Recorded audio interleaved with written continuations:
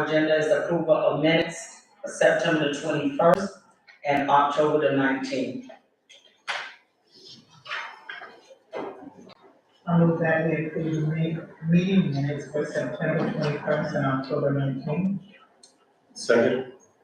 There has been motion and second for the approval of the September 21st and October 19th Planning and Zoning Commission meeting. All in favor? Aye. I'm sorry, who was the second one? Who did the second? Dan. Dan, thank you. Now we will open up with public comments. If anyone would like to speak, we ask that you come to the podium and state your name, first, last name, and your address. Good evening, Michael Frank, 83 Lakeshore Drive. My comment was, I've been reviewing like the zoning maps and trying to attend the master planning sessions. And I don't see where a business park or an industrial park to attract businesses is identified on our zoning maps or in our master planning efforts. So I just want you all, Brad, to be cognizant of that we don't have something identified like that in our master plan. In the last zoning map I saw, there was an area proposed way up at the end of Randolph Drive on the north side of town, which is getting all that traffic that an industrial park or commercial business park would attract with semis and box vans and commercial traffic going by that elementary school. That's not a good location way on the north side. It may have been changed since I've noticed that within the last 6 months, but I want you guys to be aware that we should somehow identify, like south of town, where the city actually owns property off of, it's Grand Junction and Main Street, propose that business industrial park to be down in that side of town. It's easier accessible from 17, and Junction Road is, I believe it's paved and guttered to Main Street anyway. So that was my comment. So make a note, make sure that happens. Thank you. Thank you. Thank you. Thank you.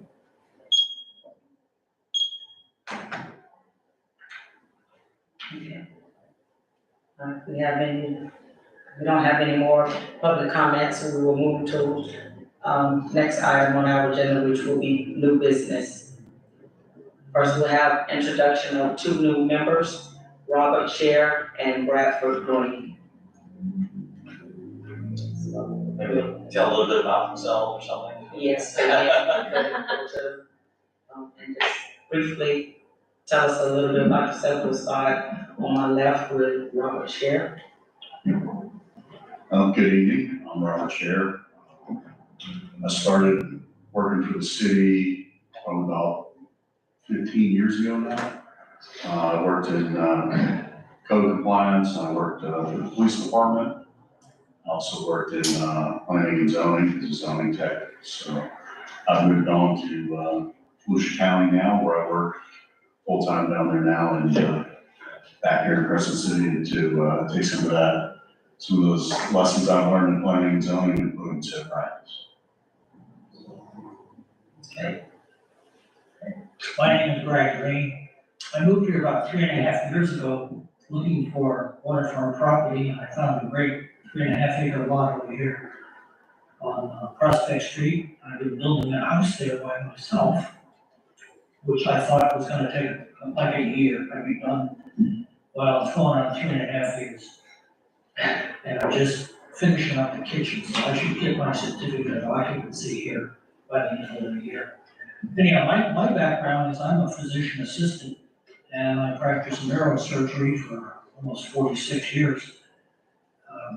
I worked at the VA Medical Center in Salt Lake, and that's where I moved here from, was Salt Lake. It's a big change, population of almost 1 million to population of 1,500. It's cultural change. But I've served on a number of committees in the medical area. I was the secretary for the Florida Academy of Physician Assistants. And then in Orlando, I served on the medical committee to help ward off duplication of efforts, which costs healthcare consumers a lot of money if you start duplicating. In fact, if every hospital has an MRI machine, it gets very expensive. So that's my background in committees, is more in the medical field. But one of the things I'm really interested in, and the reason I wanted to get on the planning and zoning board is, I think that Crescent City is a gem in the rough. And it just needs a good, what we have here, this gigantic comprehensive plan. And we should be well on our way to becoming I don't see why we can't be Lake Tahoe, between two lakes here, and attract a lot of people to the community. So that's it. Thank you both. And we'd like to welcome you to our planning and zoning board. Thank you for joining us. Next, we will have our master plan preview. Thank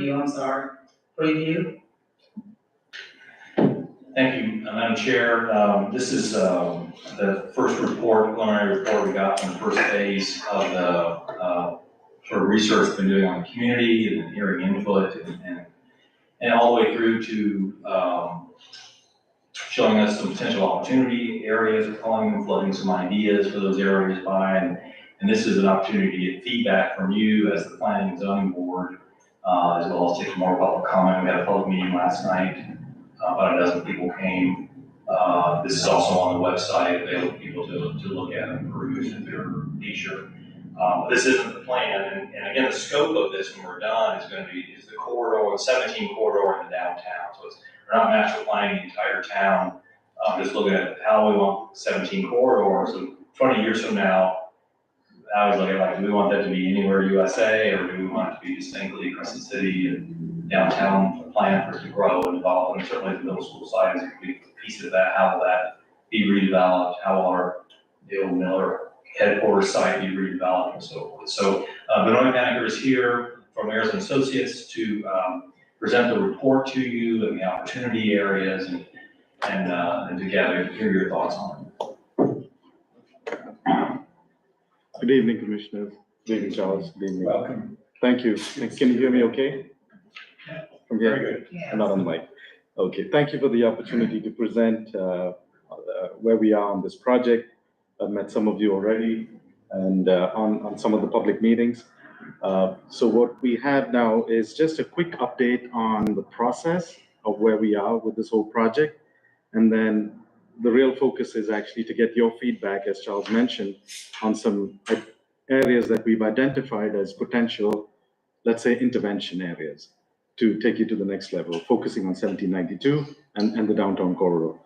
I'll take about 20 to 25 minutes, and with me, I have Braxton, who's with our partner firm, CHW, and my colleague Sam is also there from our firm. We were here last night as well. So I'll get started, and then after we present, say 20 to 25 minutes, then we can go in detail on each opportunity area and hear your thoughts and feedback. So agenda, project updates. We'll just give you a quick overview of the phase 1 assessment. Charles briefly mentioned this. So this is, the project is actually planned over 26 weeks. We started in late July, so we're kind of midway there. So the first phase of this project is to really understand the context and all the planning parameters, the nature of your land use configuration, your policies, which are being updated right now, the comprehensive plan, what Putnam County is doing with their infrastructure, especially the blueways and trails, everything else that's on the board, so that we don't plan in a vacuum. So we did that. We did some assessments. There's a whole series of maps in this report, which kind of sets out areas and demographics, not a demographic study, but at least gives us focus on where the population densities are, distances between the lakes, infrastructure improvements, all of those things at a very planning level. Then on the second part of this agenda is we've set out some we've had extensive engagement. So we first met with obviously the staff and got aligned with where all the discussions that's been had prior to us coming on board. We met with stakeholders. We've identified like 3 or 4 groups, 3 groups actually, met with them, at a very, around the table to get that, connection on what exactly are the opportunities and challenges. Then we had a public meeting. One of the key features on this project that we tried to do successfully, I think, is to put everything online. So all of these public meeting boards and preference surveys and whatever we showed on that time, one was in September and one was just yesterday, post them online and put a corresponding survey on it. The fact is everybody can't be there at that same time, and people can actually respond to exactly what was asked of them, of the public, at that in-person venue in a virtual way. So we have the phase 2 survey, which is what we had yesterday. That's online right now. It should be on the website, the QR code pretty soon, I guess. It was on that poster. Yeah, it was on that poster, yeah. So it's on the website, so hopefully everybody can take it. And we've gotten pretty good responses so far. I mean, the response rates, the public meetings, we were expecting a little more, but we'd had a reasonable response and good feedback. So just let's say that the stakeholder meetings, wonderful feedback. So Braxton will go through it in a little detail, but not too much of a detail. And then we'll quickly lay out some initial ideas and visions. So essentially, we're not trying to come in and say, this is right for you, this is wrong for you. We're just trying to, get all the feedback from the public and the different stakeholders, and with our knowledge of what's happening in the development world with the public agency, public infrastructure, and what we've practiced in other communities, applies some really successful principles and successful strategies. So we can plan the world out of everything, but just to be targeted, focused, so that, as Charles said, we can get to the next level, hopefully in the next 2, 5, 10 years, identify those low-hanging fruit, and with policy changes, hopefully some more, attract more residents, retain some of those residents that are here, but may be seeking to go outside because of the lack of whatever facilities that you have here. So all of that. So everything is coming from the community, prioritizing what the challenges are, trying to find solutions. And yesterday was really good because we had some initial ideas on the 6 different opportunity areas. We were testing those ideas with the community, putting forth suggestions based on what we've learned is working successfully otherwise, and having that discussion. So it's still an iterative process, a very back and forth discussion oriented process. We should be done. So in December, we will have a draft of the master plan, basically kind of wrapping up or tightening up the recommendations in those opportunity areas. You'll have another opportunity to look at that extensively through the city. We will be presenting to the city commission again. We have one next week planned to the CRA board and city commission. And then in January, hopefully we can wrap all of this up, and then it'll position you to seek those grants and implementation. So that in a nutshell is the process.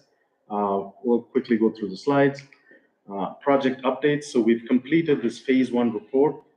It does include quite a bit of the understanding of the context. I mean, we are 1,600 people over here, but that's just not the story. It's about the lakes, where we sit within Putnam County, where we sit within the larger North Florida area.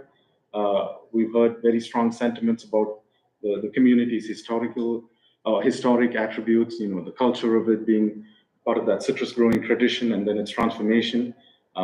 Once a very thriving town, along Crescent Lake, the downturn, and then hopefully an upturn now again.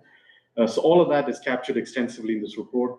And, again, not looking at it just purely in terms of economics and numbers, but really about the emotion and making sure that that connection is felt when we make that recommendations. Again, as I said, we looked at all the plans that's being in the process right now, especially with some of the zoning changes, proposed overlays, parking waivers, CRA expansion.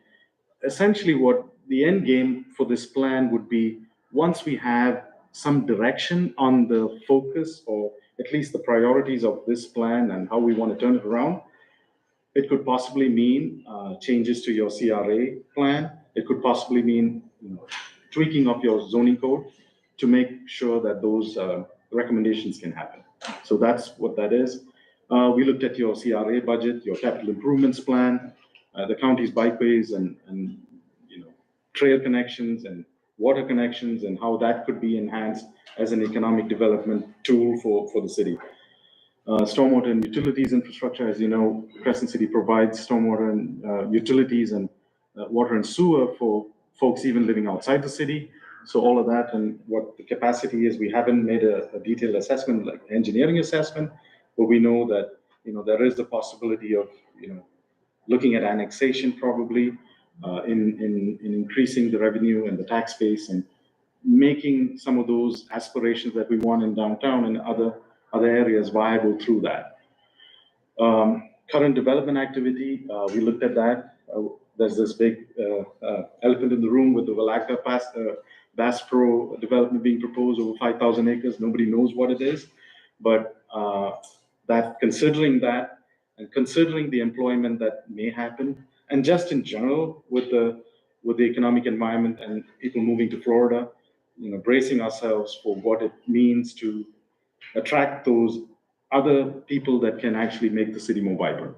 What it is that's required, essentially it comes down to providing a safe environment, good shopping, good amenities to support that, schools and public infrastructure like parks and good streets and sidewalks. So it comes down to that. So we made a high-level assessment of that. And as in the last pages of this report is an extensive list of maps that's been prepared. Although it looks, it is significant for us in a technical term. Some of the maps do actually even talk about trips and how, really what's going on in 17 and the number of daily trips. And we actually, in one of our recommendations, we actually see that there is a possibility to have a discussion with DOT on what they call is repurposing the road to possibly a 3-lane, 2 lanes on one side with a turn lane to actually make more sidewalk space. Okay? We ran it by our traffic engineers. The trips and all of those travel lanes don't justify that. So we can have that discussion with DOT. Just like DeLand, you can see that it's a 3-lane section, wider sidewalks. It's pretty unsafe right here with the trucks and with the speeds that you can just listen to it actually, with the speeds that the cars travel by. And that's not the experience you want to have in downtown. So those kinds of technical assessments are informed by this mapping and GIS exercise that we've done. We looked at what your current zoning and land use are, where those gaps are, and how we can actually make those changes. We'll come back with recommendations on each one of these. So that was part of our study. And at this point, so we had this extensive public engagement. Braxton will talk a little bit, not too much, but a little more in detail than what I just mentioned. Good afternoon, Chair, members of the board. I'm here to talk about the community engagement and the stakeholders meetings that we had. We had 3 engagement opportunities, 1 online, 2 in person. Some key takeaways from the stakeholder meetings are the inclusion of residents to city planning. Some things that we learned from them were they're looking for usable open spaces for recreational opportunities, infrastructure development that includes more parking for downtown, upgrades for sidewalks and walking trails, commercial and retail growth to provide convenience to the community that lives here, continuous support of the local festivities and festivals that you guys have, and preservation to the local and historical charm.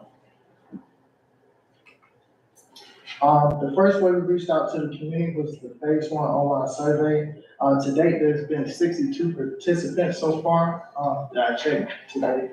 The participants were asked a series of 10 questions that included some pre-made answer choices and some pre-response choices. Some questions that were included were, how long have you been a resident of Crescent City?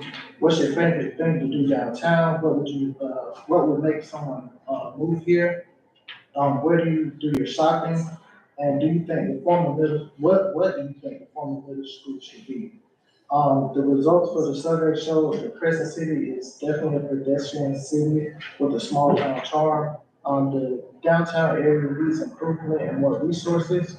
Affordable housing and the historic downtown charm are the most important things that we saw with the survey. The school should be used for a community center. That was a big response. And we believe that, we had good feedback from the online survey. Then we had two, in-person public meetings. The first was focused on idea gathering. We learned that the main community preference was based around the downtown, I have a question on affordable housing. That's a pretty broad spectrum, you know, a lot of people, think affordable housing is, small, lackluster architectural design and cheap. If you want to go with the theme of maintaining a charm and historical, community, you really have to define affordable housing a little bit better. I mean, are we gonna put up tenement buildings? I mean, what is affordable housing?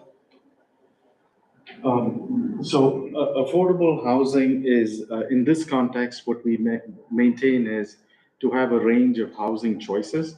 So it's not just larger properties, but, properties or even townhomes or even small apartments that can actually attract a wider cross-section, a more diverse set of people who can continue to live here, or at least more people that move in here, based on what the economy is saying. So this particular situation is not unique to this area, but affordable housing meaning housing choices, even whether it's purchase or rental, that is matching with the income levels. So that's what it means. It doesn't mean Section 8 housing, or it doesn't mean another entitlement property, or rent fixed or rent control property. So it means a diverse range of housing. So the city really does not have a range of products that are available to different income levels of people who want to actually live here. And a lot of people actually being kind of priced out, or either they're living in poor substandard conditions, or they can't live here because it's too much for them. That's really what it is. So the recommendations, it's a broad term, sir, that you pointed out. So the recommendations would more or less lead to, let's have a diverse range of housing types, just not the single family, but maybe there's a happy mix on what you want. Townhomes, maybe low-rise walk-up apartments that are smaller, within the 1,000 square. Housing prices and rental prices are directly proportional to the square footages. People these days, especially the younger folks, don't need much space, but that doesn't mean they don't have proper jobs or high level of income, but they just don't need, that's their lifestyle. So if with the working environment of people working remotely and they want to live the waterfront lifestyle, then what is to say that they don't have a choice in living here? So they can live here, probably commute to Jacksonville once a week for their job, but we don't have a robust housing product to be able to attract that quality resident, or that resident that could establish a further tax. I'm concerned with your statement. We don't have it in a new product, but we have it in old product. And you simply need to drive around our little city, and you can see that there are many homes that are under 900 square feet. They simply need to be restored or updated.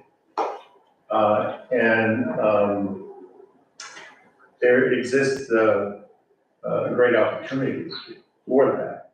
And particularly, as you know, one of our functions is the historic preservation of the city. It's important that those value of that housing is seen and opportunity takes place, that they're restored. I mean, it happens in most communities, like similar drivers, or much larger, that evolve and change and improve. It's a very important part of it. So I hope that you recognize that in your study. As I read through what we were given today, I didn't see it. Okay, so yeah, so we do recognize that, and so housing would include a mix of recommendations, including upper floor living on Central Avenue, which is the core of downtown, which is a product that not everybody likes. Yes. Not everybody will like, but there's a particular kind of person that would be attracted to that. They want to live next to where the action is, live next to the two boat ramps. So that's a particular kind of lifestyle. Then somebody else would like, a block away from downtown, maybe on Lake Stella, and have that lifestyle. Maybe it's not even a single family homes. If you go to Newport Richie, for example, some of the best new housing is low rise, just a block away from Main Street, their Main Street, but around the lake. So that's very applicable here. And then there's a whole set of people who would like, a good quality new product. Not everybody is in the market for a rehab property in terms of, I agree. yeah. So My point is, your report should state that the inventory exists and there's an Yes. opportunity here. absolutely, yes, we will do that. Yeah. Thank you. I have one question, and I asked all my, other planning, zoning members, except Mr. Green, because it was so far down there. I never, what did that survey? Who, none of them did the survey, so who did the survey? We had 62 responses. Where was it? It was on the city's website. It was on a flyer that was just pasted here like that and distributed on the city's website and on social media. Okay, And it was open for quite some time. yeah, I never saw it on, okay. Yes. Sorry It about speaks to the issue in your report about how important communication is within our community, and that it's lacking. Yeah, and also I think we pushed so hard to get that in the mail within the utility bill. That was the first thing we did, because even we barely signed the contract, and Charles called me and he said, hey, the utility bill is going out. Can you do a flyer for us and send it out? So we did that. So everybody with a Crescent City address should have gotten that. But it gets a water bill, got the Yeah, everybody saw it QR code. with the QR code. So we tried, 62 is a good number for us in where we see things. But I was surprised with, more than 1,600 people getting that. Hopefully we'll get more, but Yeah, there's another but, and I'm not saying because the way it is, I pay it online and I know my PIN, so I don't really look at the bill because the bill is online, so so that is something probably need to go on social media, and pay attention to your. So there's one more. Okay, Yes, ma'am. okay, So there's one more survey, just so you know, there's one more that's still open right now. So please, the last slide shows that. Yeah, Just open, right? it just opened last night. So it's on the city website. The link is on the city's website, then there's flyers here, and then we'll show it to you at the last slide. okay. I have another question. The success of this is gonna depend a lot on the community, Yes, okay? We're gonna really need their backing. And here it says on September 12th, the meeting where, I guess that was the meeting, we had the little stickers that we were putting on everything. Only 20 people attended that. Yeah. That's pretty sad. And I was just wondering, is there just a general disinterest within the community for what we're trying to do? Or is the communication not getting out there to them? Because, 20 people show up for that. right, And that was a great, you did a great presentation. yeah. You should have had 200 people show up for that.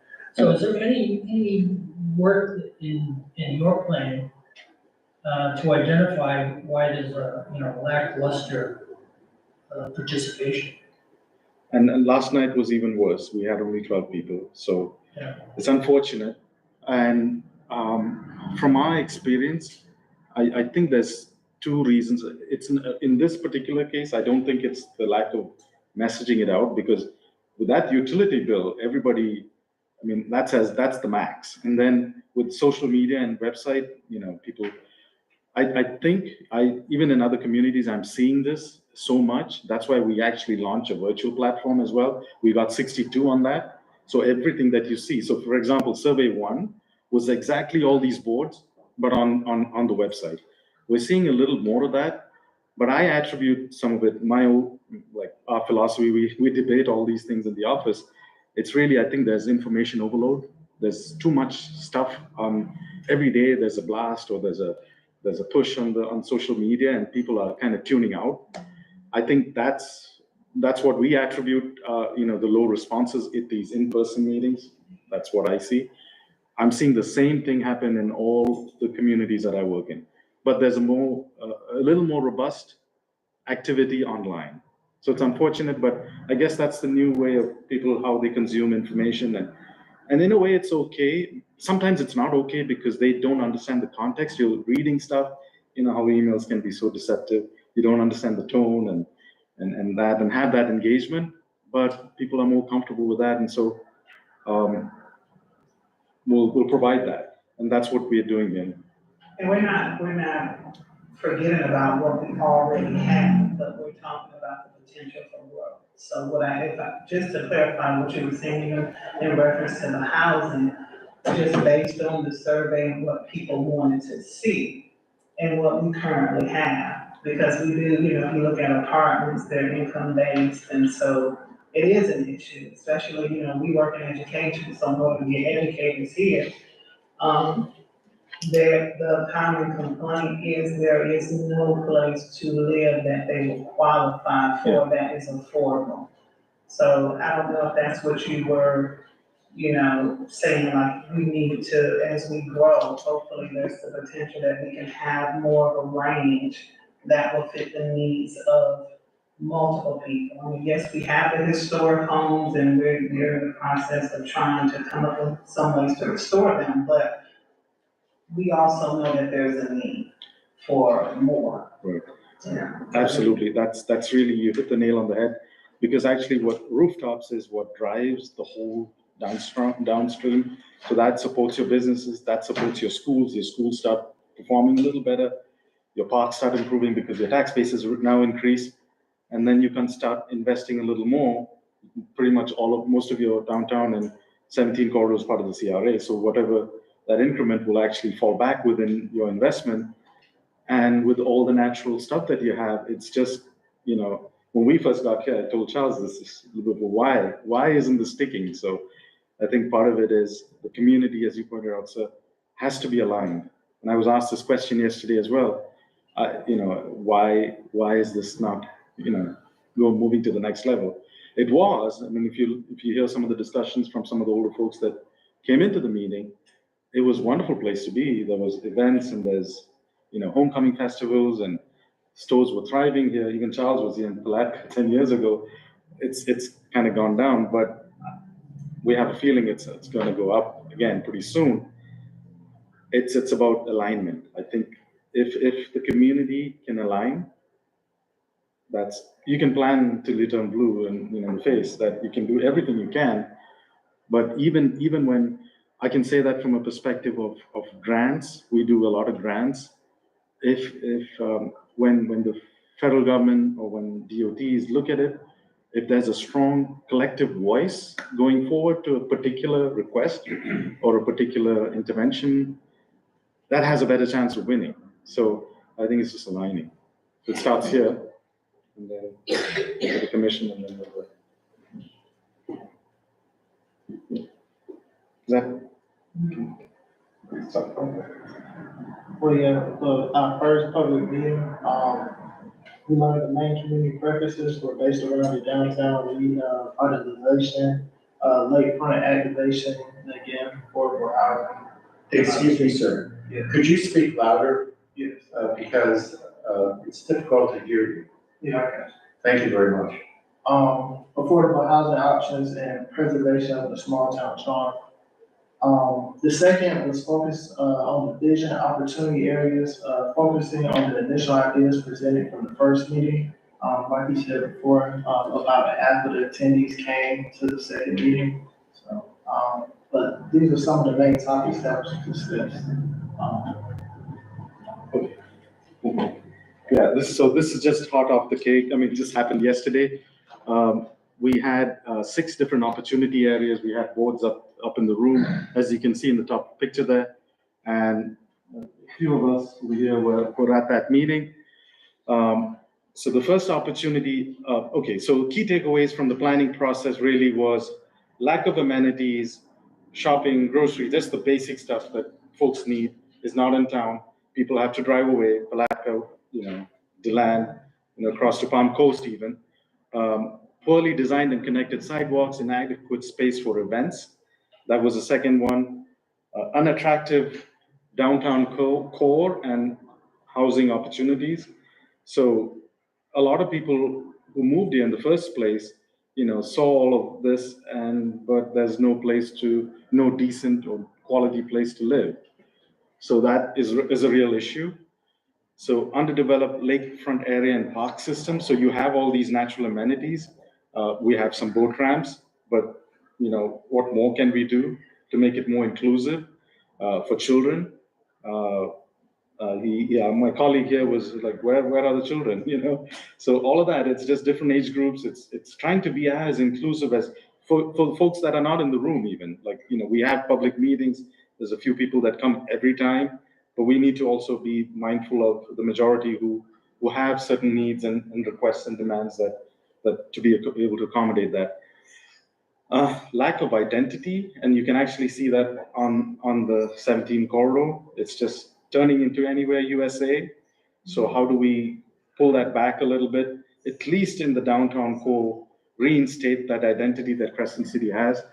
Main Street, Central Avenue is there. How can we not preserve that and continue to uplift that, both in terms of architecture, just the urban design aspect of it, and even fundamentally it's economics. So unless there's a push in terms of economics, it won't happen. And lack of recreational spaces, events for younger population. So these were some of the key takeaways. And then we got into, when we closed the phase 1 report, which is on the website, late last month, early this month. And then we had a robust discussion with several people, including staff, to identify, based on all what we heard, some focus areas. So the first area is obviously the Central Avenue, which is really the focus of the project. The Central Avenue corridor, the fact that City Hall is right here, it's probably not the best use for it. It's one of your key economic, corners of the city. The hotel site, which is right there, it's been out in the market. There's no takers for that, so what do we do with that? Then the other vacant corner, not the vacant, but there's a property in there, but vacant meaning not occupied. There's an opportunity with that. What about parking? Eventually, when all of this activity comes on board, we have to think about 5, 10, 15, 20 years from now, when hopefully the population would grow. We estimate, we're not scientists to estimate. The US Census Bureau does estimates, but they've been way off on a lot of Central Florida communities. And so we don't go by that. We at least try and look at potential development and see that as a real barometer and make our best judgment on that. So we think in our assessment, based on what's happening in Willaca, on all the surrounding areas, the city with its current size and even probably some annexations can go up to 8,000. But I hope it's wrong. I hope it goes up a little more. But in 20 years, it's really where I think we should, at least for this time, look and plan for. Summit Avenue corridor, which is your main in and out of the city. We have quite a number of properties that are, have the bare bones and structure right here that are fronting on the street. But then as it goes further north and then further south, it becomes Anywhere USA. So it's good and bad, because there's the opportunity to invest. You have already existing infrastructure, which is fairly strong. You have a corridor, it's connected, you're not pulling new sewer and utility lines. So it seems attractive if we can figure out how those particular properties can be uplifted, both by, just by site planning, by encouraging the existing owners, say Save-A-Lot, that particular property, or even Winn-Dixie, to include a little more density in there, or a little more build space in there to fill in that void, to become a little more attractive. Elephant in the room, old middle school site, lots of discussions on that. We'll get into that a little more. The fact that there is at least 6 historical, reusable buildings in that. What do we do with that? And then all the other classrooms and cabins and those properties that are facing on Central Avenue, what's to be done with that? And then on the back end, on the southern side, that big property that's been listed by the school board, what goes with that? If we can be on the front end of that and have the opportunity to inform that decision, especially in terms of what we would like to see for development and economic development as well. The Lake Stella waterfront, remarkable sunset views. You have all that infrastructure there with the bike trail and Lovely Road and the beach and the piers that look out. You can watch wildlife and birds and all of that. There's a lot of vacant property there. Vacant meaning, there's a lot of trees, granted, but that particular area, I think, can function, as I mentioned, the Newport Richie example. It could be actually a good source of a good range of housing products that can be something for everybody. Quality housing on the lake, not expensive, but a lot more people can actually live close to downtown, make use of that facility, like right within the heart of it. 5 and 6 are really focusing on people who would like to move here, let's say, because it's up on the north and the south, so we call it, we're trying to at least kind of create brands around little districts. So I think, as one of our actions, we're saying, can we actually make little neighborhoods and create a sense of identity among people? So the historic area could be branded as Dash Historic District, or Historic Neighborhood.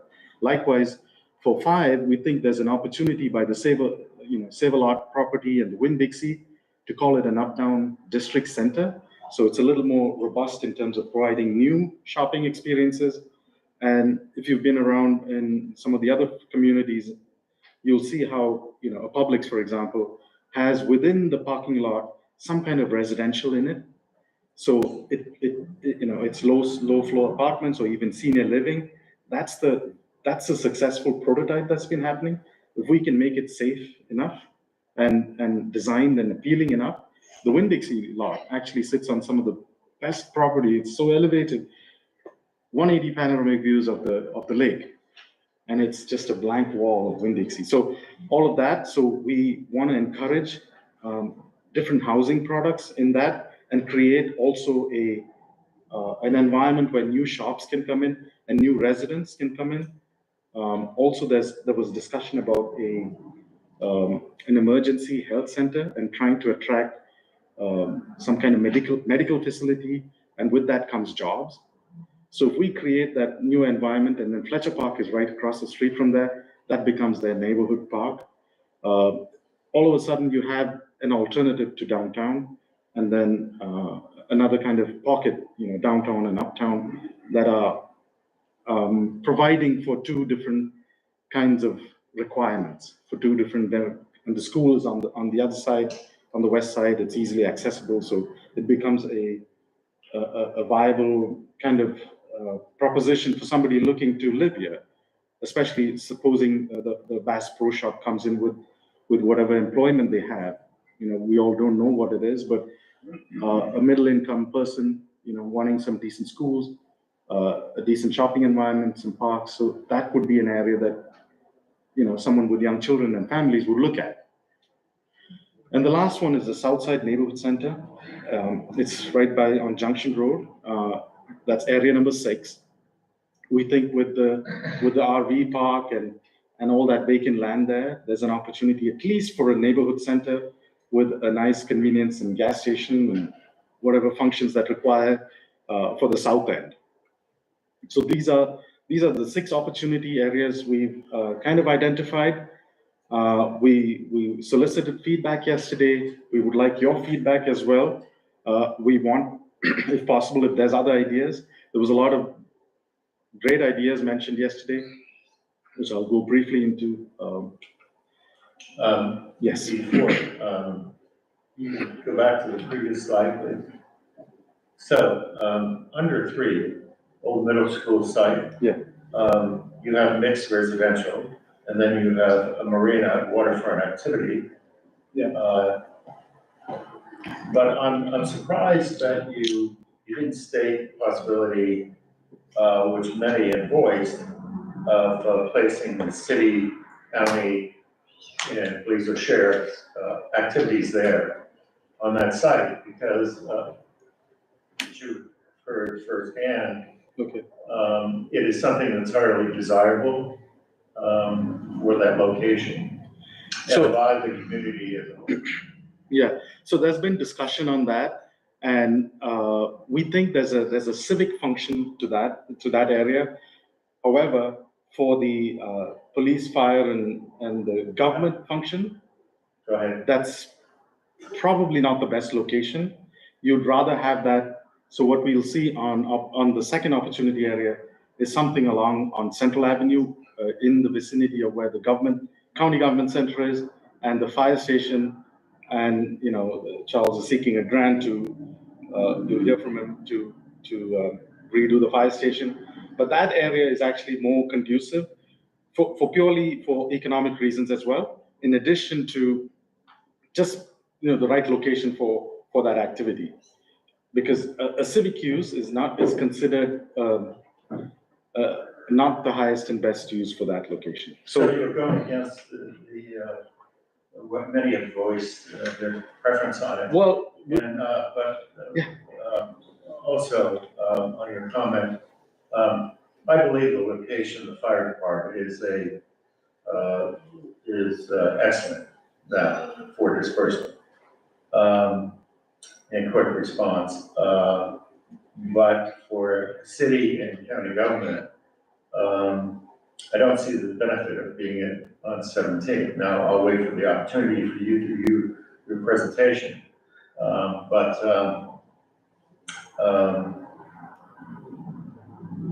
I'll have further comment after. I'm sure. no problem. Okay, fair enough. Yeah, we haven't concluded anything, so we'll have that discussion. We had some discussions on this very topic yesterday, and I think it's worth looking at other options as well. And I appreciate that. Okay. No problem. So we crafted. We don't want Oh, to. excuse me. Yeah. I still think though on this. Yeah. Summary page, it's important to itemize, to list also the possibility of city government, Yes. the facilities moving to the site. So if you please add it. Thank you.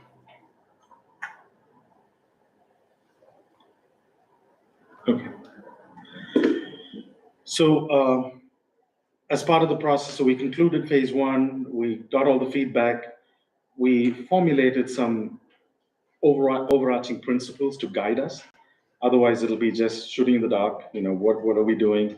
So there's already a tagline that's been established, life between the lakes, so that remains. But for the master plan, we have a vision, which it directly comes from all the discussion that we've had, a thriving old North Florida small town connected by lakes and trails. So in encapsulating all that, what that further goes down to, if you break it down, identifying what are the aspects, or at least in a little more strategic manner, what we want to do, diverse residential neighborhoods and historic districts. So rooftops, economy, establishing the base, giving people the opportunity to continue to live here. Quality shopping, dining, and healthcare. Walkable downtown with activities and amenities and events. So we can build infrastructure and buildings as much as you want, but we need to have space for all these other softer things. Good public facilities to schools and waterfront parks and playgrounds, and sound infrastructure. So that and kind of establishes our guiding principles for each one of these sites when we go into it. And it's really about city residents' needs and economic resilience. I'm not going to go into this, so we peel down into strategic, what it means. So an enhanced urban experience, everybody's talking about that. How can we make it not anywhere USA, more special? Economic prosperity, context sensitive, that goes back to the historic aspects and respecting that. It does not even, not only meaning buildings, it could mean the oak canopy trees and the waterfront and bird watching and all of that. So that's the context.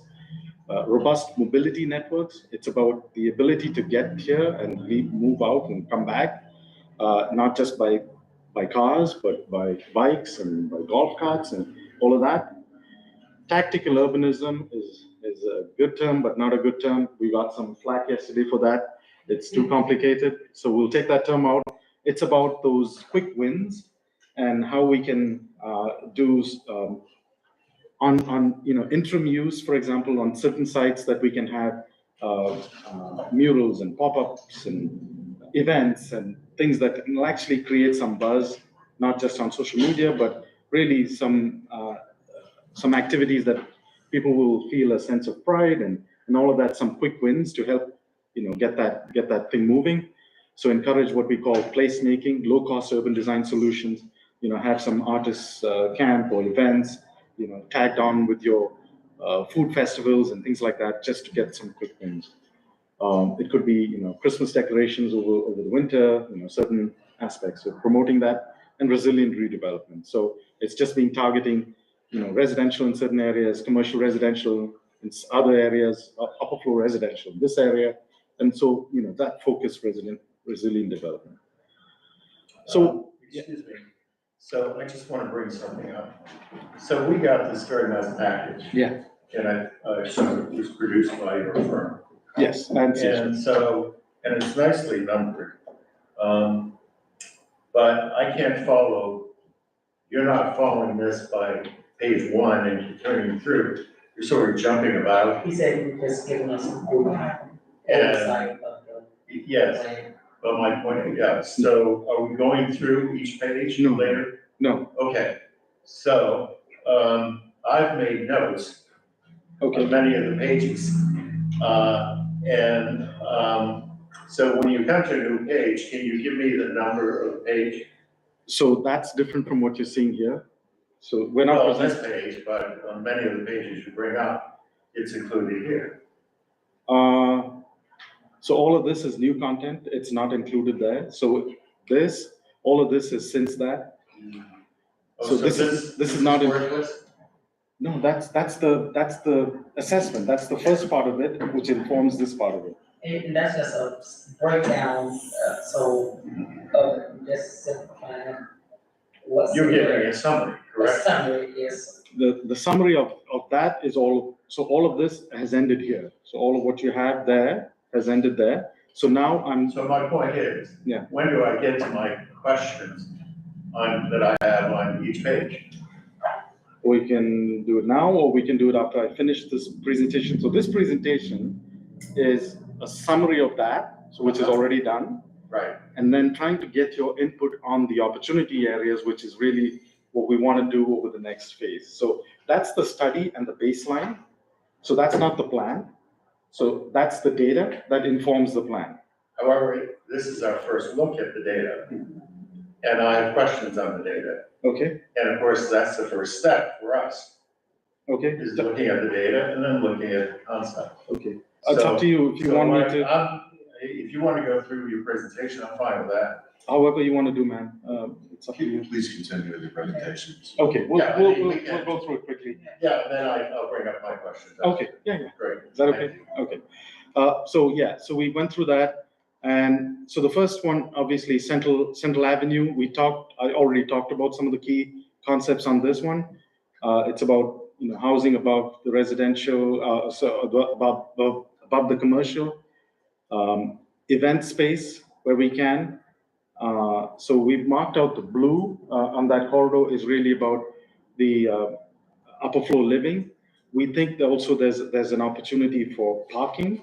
We need to identify parking areas it could be a parking lot, or we're even considering a low structure, maybe 1 or 2 stories.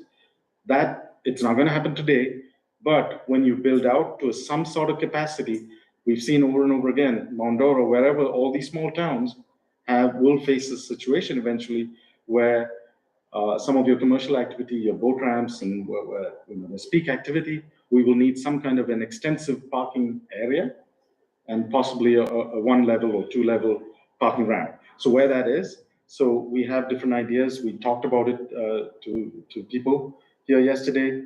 And then one of the key ideas, again, is the relocation of the city hall. And our suggestion was to move it up to the government center right near Eucalyptus, with the county government center and with the fire station. So right in the middle of town, people can access it from the front and the back, from the north and the south. It's not hidden away. And we think that becomes a government center. It's away from your commercial center, releasing much of the valuable properties that it currently occupies back to commercial and taxable, revenue generating properties. So that was all the thinking. That's become a cluster. So speaking of the parking garage and possibly at that location, how large do you envision at this preliminary time? That might be half the block? Yeah, we were thinking half the block, but there's been some post-discussion, so maybe that's not the right place. Maybe there's other places within that area, but it should be in the downtown area. And it should occupy about half a block? Half a block, yeah. Yeah. 100, Sure. plus minus 100. Thank you. And then the streetscape's already established, so there was a big discussion here about having more trees on Central Avenue. We have the pier, the Crescent and the Stella, Lake Stella, both of them. How do we enhance that? Finding that DEP grant, hopefully, to get something more. And some of those spaces, those boat ramps, there is your prime location for the July 4th fireworks, that and Sunrise Park. So is there an opportunity to kind of re-envision that space, especially that large parking lot, that it can become something else beyond? The UF did that same kind of study and made that recommendation. It becomes a little more of a community space instead of a large paved concrete parking area. So all of those options. So that's the Central Avenue. It's probably one of the easiest and no-brainer kind of solutions that we have. But it's just having that collective backing that the community supports this vision, so we can all move forward. Summit Avenue, US 17. So really what this is, if you look at the 2 sections below, which is called street reconfiguration, we think it's all up to you.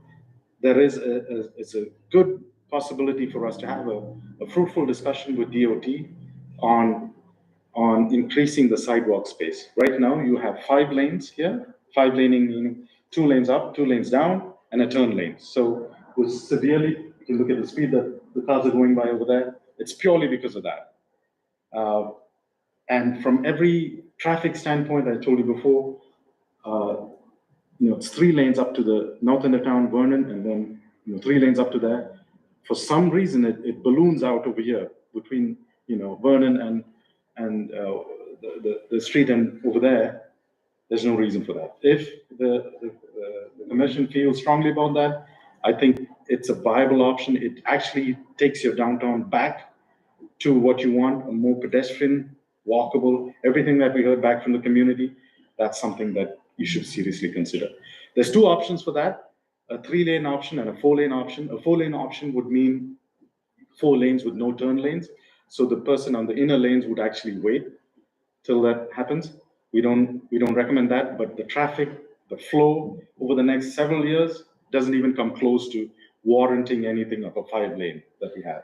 Granted, there's an issue with truck traffic that'll always come back, but case in point, if you go down to DeLand and look at what they've done on their main US 17, 30 miles down from here, that's exactly what we want. Just bring it down, just get downtown revitalized, make yourself feel special. Yes. So I also read that your thoughts were to lower the speed limit Yes, on 17, which I think is excellent. And I like your concept of widening sidewalks and the traffic corridor to a minimum. Do you envision more streetlights? street lights, Traffic traffic lights. lights. I won't be able to tell you right now, but I think we can, at that point, I don't envision any more than what we have. But if it all depends on land use, it depends on what you put on the middle Sure. school side and what you put on the other ends. So growth actually. Growth actually drives that.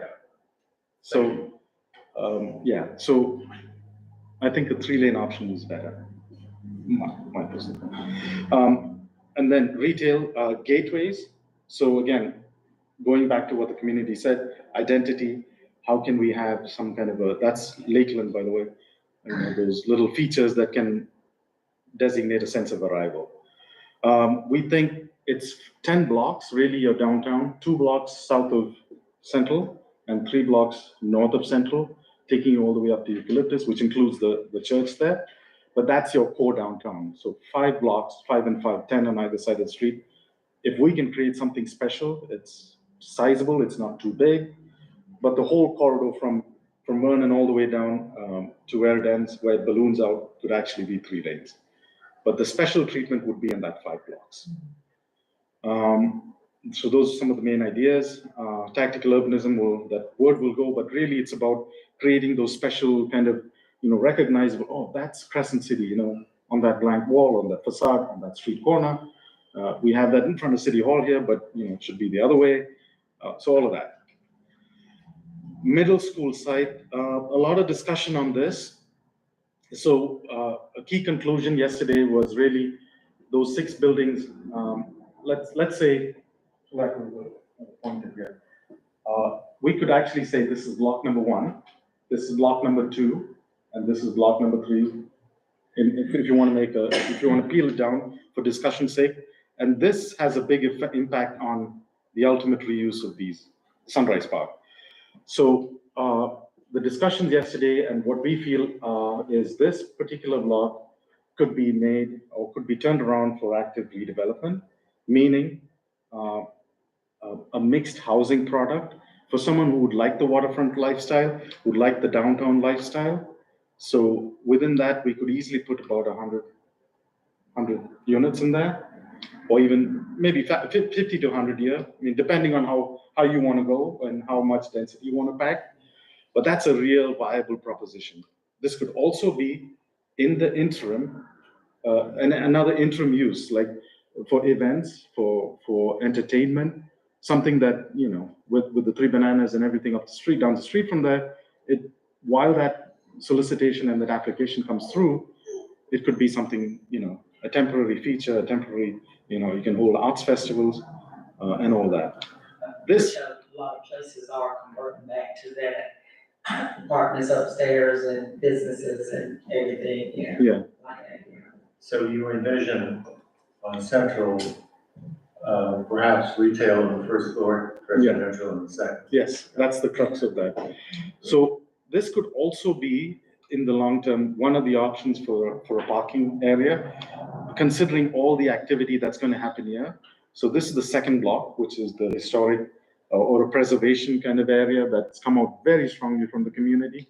So with the gym and the cafeteria and the school classroom and the entrance area and all of that's happening, we think there's an opportunity to get into a reuse study for some kind of civic use, of performing arts and artists camp, something that's not purely civic and non-taxable, but something that will also be an attractor, generator for revenue to the city.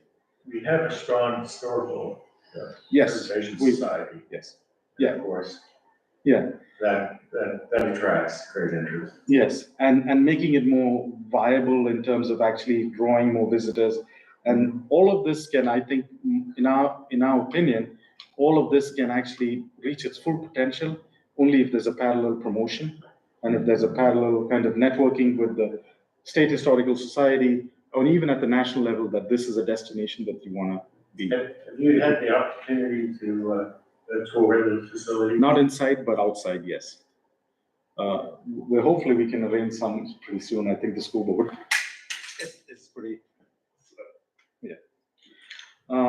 So the south end of that site really we think is really about maximizing waterfront living. We also think there's a possibility of having some boat slips and marina kind of activity to attract that waterfront lifestyle person who would want to come and live here, a little higher quality of living. We also think there's an opportunity to kind of reconnect Cypress Avenue, even if it's not by a road, by some kind of pedestrian bike connection to get people more back into the park and into the waterfront. It's about opening up this site, making it more accessible. We had a robust discussion about the use of this parking in terms of boat trailers and stuff. As you all know, this is elevated and the grade goes down. It would be a phenomenal setting for any kind of event space, like weddings, and it could be a destination wedding place, really, had we had this, okay? So if you imagine that, you're coming out of the cafeteria or the rehab cafeteria, you kind of open up the walls and create that setting, and then you have these terraces and you look over the water. But this, we understand, is so critical to a lot of people here, the boat trailer parking and all that, so we won't touch that, but that will remain as it is. However, on further observation, we see that there's an opportunity kind of like bleed all of that and create a little pier or something that kind of captures some of the essence of that through the south end of this property. Because the boat trailer parking doesn't go all the way to the end of it, but make that connection. So that's more of a site planning level, but the gist of it is to create the civic space, give it some foreground, give it some what they call borrowed views into this from the lake. This again, we could easily pack, in my assessment, at least over 100 units of residential, quality residential to give people a lifestyle, a waterfront lifestyle, and associate some kind of marina with that. Lake Stella waterfront, again, we talked about it. So it's about the infrastructure, the bike trail, the active lifestyle, something for the community, give them a different kind of housing product. So all the blue area that we see, it's just a broad brush stroke, but we'll have to go in property by property and see, there's a lot of oak trees there, it's a lot of constrained land, but, gradually we think that this will all turn into some really decent housing that can actually be supported or support the activities on Central. So you can see some of the pictures here on the type of housing. It's not too high, it's not too big, but these are small square footages. But when investors are looking into this, we'll have people actually not just investing in holding land, but moving forward, if some kind of direction, incentive, or at least understanding that the city wants to move in that direction happens. This is the Uptown District Center that we talked about, the Save-A-Lot and the Winn-Dixie. So all of this property, it's about packing in a little more, a better kind of commercial environment with possibly some kind of residential, little pod sites instead of having your standalone 1,000 square foot bank with drive-throughs. If it's a little more, assisted living or some kind of living facility that fills in. You're seeing it all across the state now. If we can get some of those products, at least that could establish a higher residential base. And lastly, the south side. So this is Junction Road. So we think, this is the existing gas station, but we think with all the happenings with the RV, the 100-unit RV park, all of this could be a really nice convenience center, nice convenience location. All of these properties up here are zoned for mixed or higher density residential. So really this could be well supported. So all in all, I told you 6 different pieces. We think of it as a collective thing. What we really want to do is kind of brand an uptown, a downtown, south side, some historic districts, some lakefront districts. So it becomes a nice little cluster of livable neighborhoods where people take their pride in. If you've been to some of the other small towns in, say, Mondor, people take, this is my neighborhood, and this is that. And so bringing back that spirit, that the history, the culture of all of it, and and moving us. So is this taking into consideration everything that we talked about? We talked about, the zones. You know, how we were looking at all of our zoning and then painting a picture of what it could look like Yes. within the zones. Yes, so the zoning is what you're currently entitled to, and I understand there's a rezoning exercise that's happening. So this primarily is like a public engaged kind of process. And if it comes to that, we think for the most part, the zoning may need minor tweaks, like, maybe, it's a little more higher density and things like that. But your zoning is more or less aligned, but I think there's an opportunity to allow a little more parking waivers, for example, having common parking areas, so all of that. But this is community driven, and what will happen is there'll be some kind of drawings that will kind of illustrate this, get people more inspired, and hopefully get more investors and people like looking into it seriously. And then with the policy changes, meaning zoning changes and other things, it will set the stage for the next level. And then we had this board up there yesterday for any other opportunity areas that, within the downtown in 17. I think we covered pretty much everything. The discussions captured pretty much most of it. It's just the fine details that we kind of have to now work out. It's been a good process, I think. I think as much as there's a lot of discussion, I think most people want the same thing. Good, stable housing, people coming back and living, something for everybody. There's a diverse range of people yet. A lot of people not in the room, and trying to be that equitable, let's say, as much as possible. Because what I'm finding, I've been here 20+ years, and younger people are leaving our area because there is they don't see any activity or growth. And then we have people that have come from a larger area to us, and they kind of want a slower form of living or what have you. And so what I found is just change is difficult and hard. A lot of people like the small town feel, and there's fear in there. We don't want to be too big because that's going to open us up to all of these other different things. So what I've always heard, when you have, I don't want to call people, snowbirds or retirees, they come here, they're looking for some nice property. They find us, we are beautiful, and it's like, hey, we want to keep it like this. And then younger people are leaving and leaving us. And so when you say, where are the children? They're taking their families someplace else because there's nothing, we appear to be stagnant. And so how do we get that mindset to change a little bit is what we do fight against, I believe. It's just the mindset, because it's like you got some people, it's almost like that bedroom community, coming here, make my money, I'm gonna come here, I'm gonna retire, I'm gonna live out my life, and then they want it slow.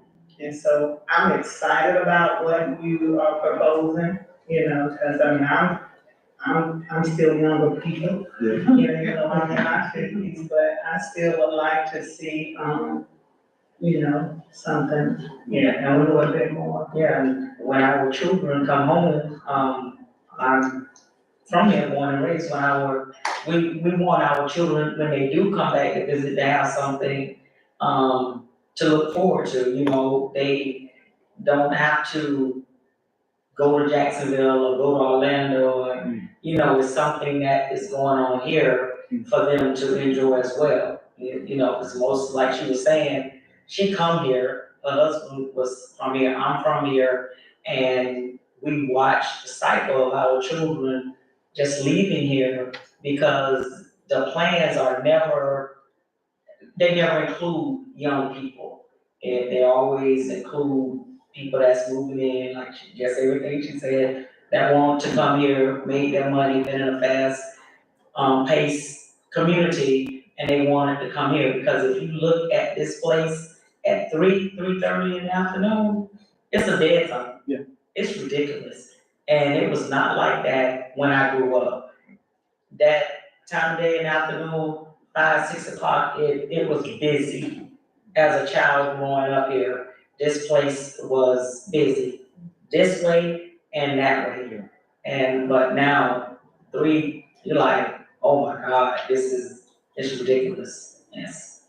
And nothing wrong with, people coming into retirement, but I'm just saying what I observed definitely is that, you get people that have retired, they love us, it is a beautiful place. And then getting our young people motivated to run, if they go off and they get good jobs, you wanna say, hey, this is where I wanna live, even though they may have to leave.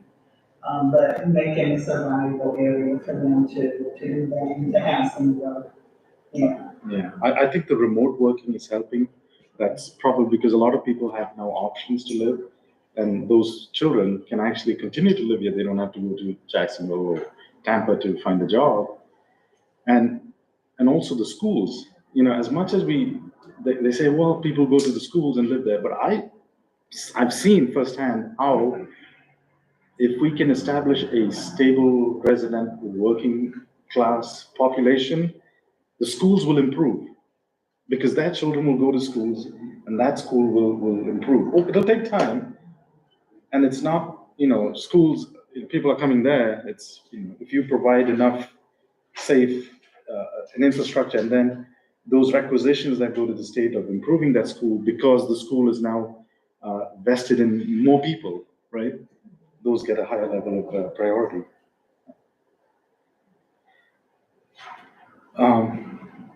I have we went through, sorry. The last slide I have is next steps. So as I said, when I started off, it's a 26-week process. We're about 3.5 months into this. We're in this phase 2, P2, and slowly inching into phase 3. So we completed this data assessment and city positioning. We extended more than we typically do, but because there was a lack of data and if it was in somewhere where there's more data and more studies, we could actually do that. But we did a fairly extensive data collection, which you have there. Granted, there's that's the base for this, and we want to engage again as much as possible. Get this feedback. Like next week, we'll come to the City Commission and the CRA board, have that discussion, and then tighten it all up and come up with some nice plans and drawings. So that's the schedule, and really what it is once you have that, we want to focus not just on pretty pictures and we want to be real. I mean, this is the thing, and then hopefully what we can give at the end of this project would be to give you some really definitive implementation steps, meaning have this discussion with DOT, get this here because it's viable. We'll give you names, contacts. I mean, we engage, but we did this in Lakeland. It was exactly the same thing. We'll give you a list of grants that you can possibly apply to. We'll give you a sequence, maybe, target this property first and that property second. Some real steps, change this zoning to that, so all of this is kind of included in, hopefully we can give you some nice inspirational drawings and plans. And in addition to that, give you a good pathway to how we can get this done over a period of time. So, thank you first for the presentation. I appreciate it. I appreciate your time, the effort that you put into it. It's obviously there's been a lot of thought that's been put into it. My question is, are we focusing on people moving to this area? Are we focusing on being a destination place for people to come to? Or are we focusing on a combination of those two things? It's actually, so this was it's actually three things. So one is retaining those who are here for that reason.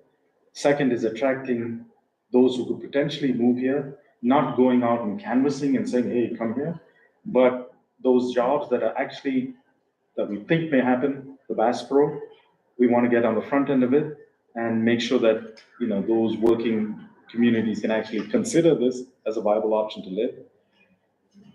We talked about healthcare, and we talked about possible extension campus of UF. There was some kind of discussion. If there's an educational component, that kind of establishes a more stable kind of a diverse range of people that are living here.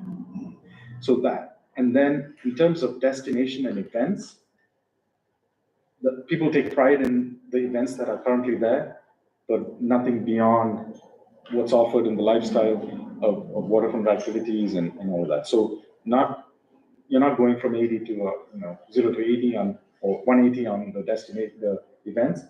But there was also discussion on how we can leverage the Mexican community, that's 30% of the population here, with what they offer in terms of cuisine and whatever that is. So those kinds of events. So nothing beyond what it is, but at least those events that are there, market it, make it. There was another valid thing was, I didn't talk too much about it, the whole bike trail kind of network, that's huge. So that's a huge economic generator. And if that, there is plans for this area to be part of that circuit, and the St. John's River kind of adds to that, William Barton Trail and the Blue Ways and all of that, that's another possible, attractor, if we can get like at least some kind of social promotion on that, then the historical aspect, the historical societies works as well. So all of these, three pieces, but it takes a combination of promotion, like promotion and marketing and branding, which we started here, but in addition to making sure that the regulatory environment, the planning and the vision is set in place.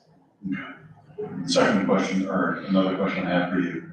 When you talk about 17 through town here, that originally was 4 lanes of parking. Yeah. That parking that was along here. When DOT came in here, because it was a process to get these medians put in here. And I will tell you, when DOT came through and discussed this and told us that it was going to happen, that's the way it was presented to us. That to get what we got with the trees and the medians and things like that was a struggle to get that. So I'm not real optimistic. I'm not real optimistic about DOT bending on those kinds of rules unless we're looking at something like a bypass, right? So if you're talking about Union bypass, whatever it is that's been mentioned in the past, the problem that you run into with that is the same that you run into in DeLand, right? So DeLand downtown is great. If you live close to downtown, it's great. Just like what you're saying, it's great. If you go to college there, it's a nice place to go to. If you just happen to be driving through DeLand, you go down 15A on 472 and I-4, and you just skip over DeLand. So a lot of the conversation about the bypass, the traffic and things through town have always focused around, and that's why I asked if we're talking about moving destination or a combination of the two, because if we're talking about bringing people into town or actually snagging them, if you will, as they come through town, that's a whole different animal than because if you have that bypass, they're going to take the bypass. Yeah. So there's 2 or 3 things to this. One is in terms of DOT, they've changed their approach over the last 5 years. So they have this new manual called contextual design. So by law, you see they have to actually design the road that supports what's around it. And so that's become a big mindset change in all the districts. And they have a whole manual called repurposing manual that was published in 2019 or 2020. And with that repurposing manual is really sets the guideline for how you can convert these streets into a more bike-friendly destination. So that's really what it is. And it's only if the community desires it. It has to come from there. You go through the MPO, and then the MPO takes it up and gets on the work program, and then it gets that converted. On the second question, I think people zipping through are not going to stop anyway. So those who are actually going to be wanting to come and stop will know will have a reason to stop, and those who are just casual, passerbys who just happen to find this place, would actually be better off by going slow and looking at the business and say, hey, I see this late, because I stopped at that light. So that's the other thing. And the third thing is, I think Union Road being upgraded at some point in time is not out of the realm. Because that's the other north-south kind of corridor. And in our recommendations, we actually, in the first page, we say, in order for the city to viably expand its tax base and be doing what it wants to do in these target areas, you've got to think of annexation, at least to that point, or even further to the railway tracks. So that would give you a critical mass. And your infrastructure, your water and sewer already kind of extend up there, closer to that area. Why not? Okay. Thank you. Yes. Yes, sir. I keep hearing that we want to attract people here to Crescent City, but in order to do that, you have to make Crescent City attractive, and that's what we're talking about here. What about the existing abandoned and condemned homes and the general blight? I mean, is that gonna take a back seat to this? Because when people come and they ride around and I see these, dilapidated homes that are still standing and have been abandoned, I mean, they're not gonna go home and tell their moms and dads that, wow, Crescent City, it's got all those tin buildings down there. It's gorgeous. So what are we gonna do about the blight issue? So I think there's two ways. Sorry? What do you plan? Well, I can say what the two recommendations. The one is there's grants that can actually do facades and things like that to kind of make it look good, which is probably not the best thing in my opinion, because you're just putting facade on it. Some of the places just have to cut it down. Yes. So if you see how this works in other cities, and Charles can attest to this as well, it goes from a market kind of cycle, and someone has to feel that that's worth my investment.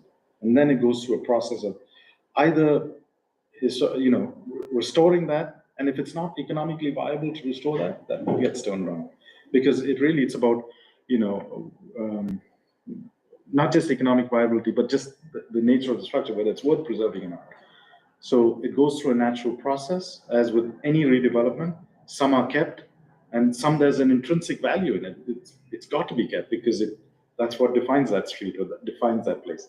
But then others are so shabby that it needs to be torn down to make place for something better. And that can happen only if there's investments that's initiated. So people follow. That's the development world always follows. They're like, I'll chase somebody, who's going there.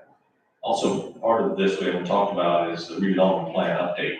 So the redevelopment plan is sort of a technical document that gives the CRA the authority to buy and sell property, demolish property, build things, all the things that a redevelopment plan does. So it'll be sort of the enabling documentation for the master plan, but it'll have those kinds of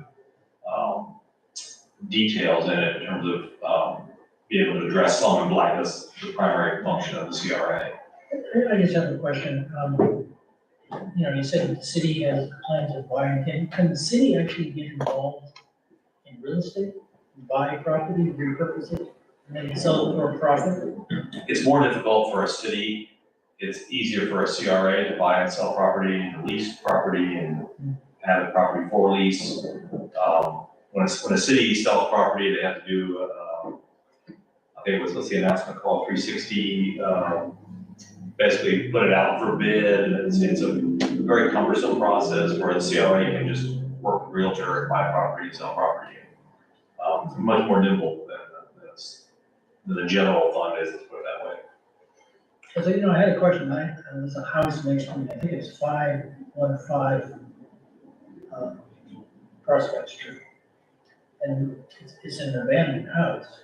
And it's been abandoned ever since I've been here, 3.5 years. And it's condemned. It's also condemned. It recently changed hands. So somebody bought it? They bought the tax deed. So and also to address your comment about are we looking to draw people here?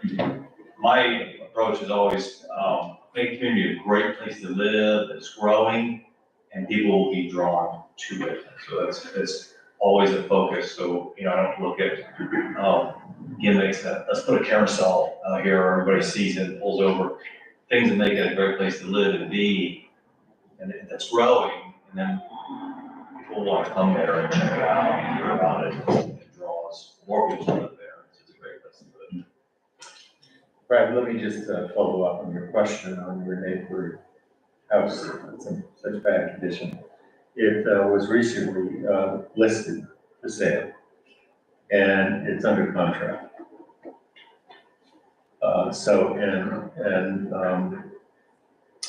And we, as a commission, look at it with concern.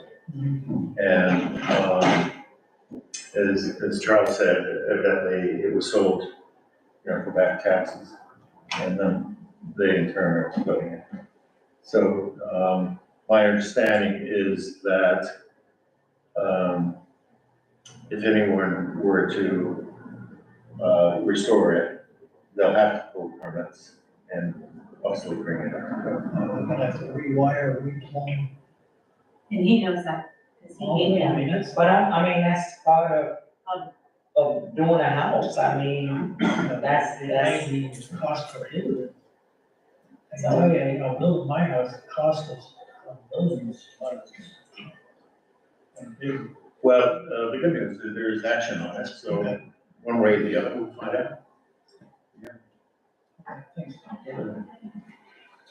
Is there any money available, through, we're talking about demolition and things like that. I know in the past, we haven't had a large code compliance budget for demolition and things like that. Is there any funds available along those lines? Not this year, in the CRA budget, we didn't get that, but, Okay, how about the general funds or?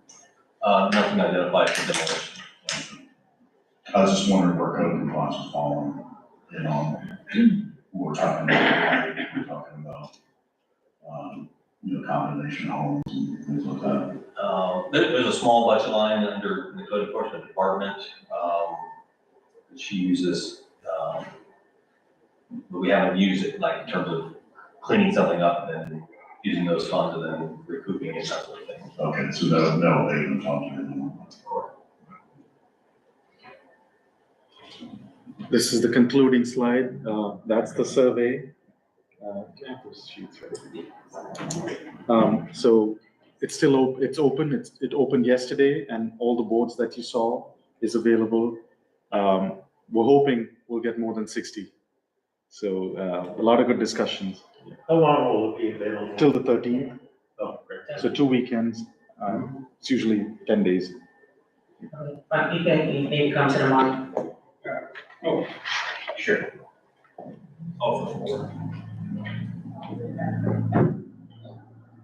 My question was for Benoit, is that the same handout you gave last night with that QRS code? Yes. Okay. I got it.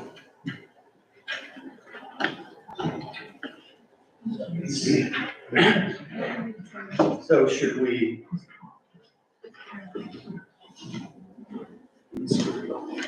Ask questions.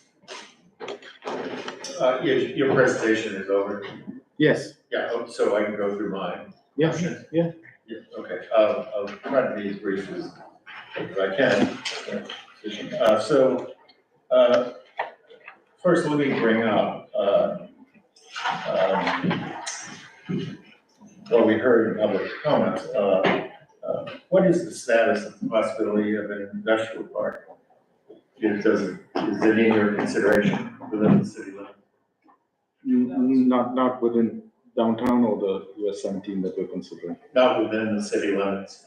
No, all he's looking at is this US 17 corridor in the downtown, not looking at the entire city. Oh, I see. Okay, Yeah, so. great, thanks. All right.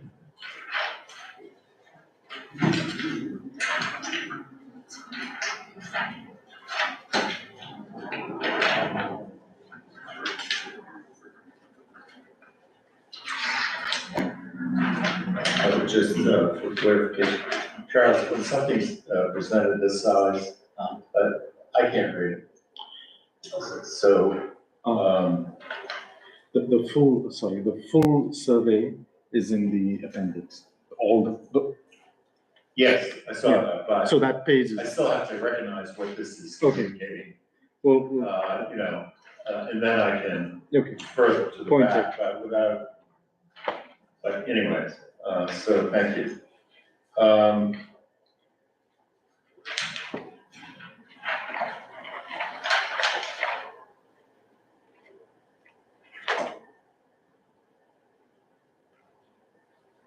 On page 17, on the 2035 comprehensive plan, why is the, what's the 2035 represent? that's the duration, that's, Yeah, that's the planning timeline for the comprehensive plan. That's the end of it? Yeah, Yeah, okay, great. current plan goes. Yeah. And then further on, you say that the future land use map mostly reflects not only anticipated development reflecting existing land features, certain aspects of previous studies. Which studies are you referring to? studies that are ongoing with the zoning changes and the CRA plan updates and all of the other studies that we review. So the point I'm trying to make is the future land use plan is more or less what's reflected. So typically what. Well, let me just. Yeah. So I assume there have been previous studies done that the city has hired people to do. I assume that you've looked at those studies? Yes, what's been made available to us, which is the CRA plan, which is the zoning maps, the zoning studies, the land development codes that have been updated, so all of that, and the 2035 plan. All of that, but Yeah. there's a study done, how many years ago? Are you talking about draft study? Yeah. We looked at that, There was a hotel feasibility study, the 2018 plan was done with UF.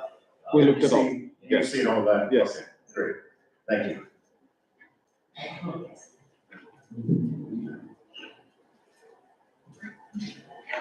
I also just want to comment that in historic preservation, and which is common in most communities, that for private residences, usually there's an opportunity to assist by way of a grant. And in this community, it seems to be very limited. For instance, if you need a new roof, it may cover 50%. If you sell your property in 5 years, you have to pay it back fully. But here in Crescent City, I don't believe that exists, does it, Charles? There's only CRA grants. Which are Have similar limited to a provisions. very small area of the community, correct? Well, it's the entire planning area, we're talking about 17 corridor and the central business district. Really, the commercial zone. Yeah, not much. Yeah, but my point was residential. Yeah. So that's certainly something that would stimulate investment in our community. And the restoration of our many historical homes which are in need.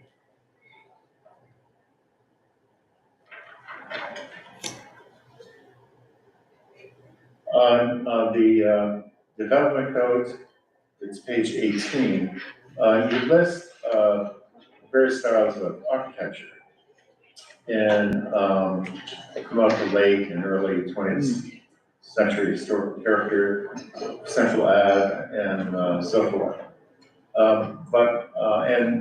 And you're accurate with what, and I agree with what you state, colonial, craftsman, Victorian, etc. But one is mid-century.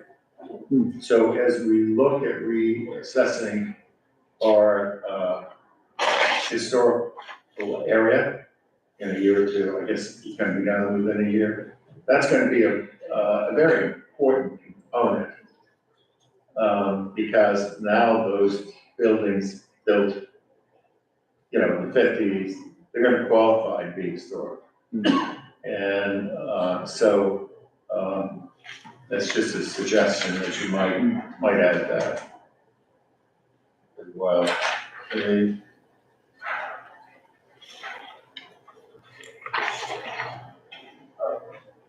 there is, there's a 5-year capital improvement plan, and I just have a few questions to you, Charles.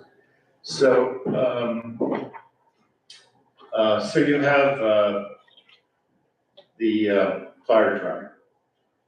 And then in the, let's say the current year, well, most years you have 100,000. What's the price of a new truck these days, in general?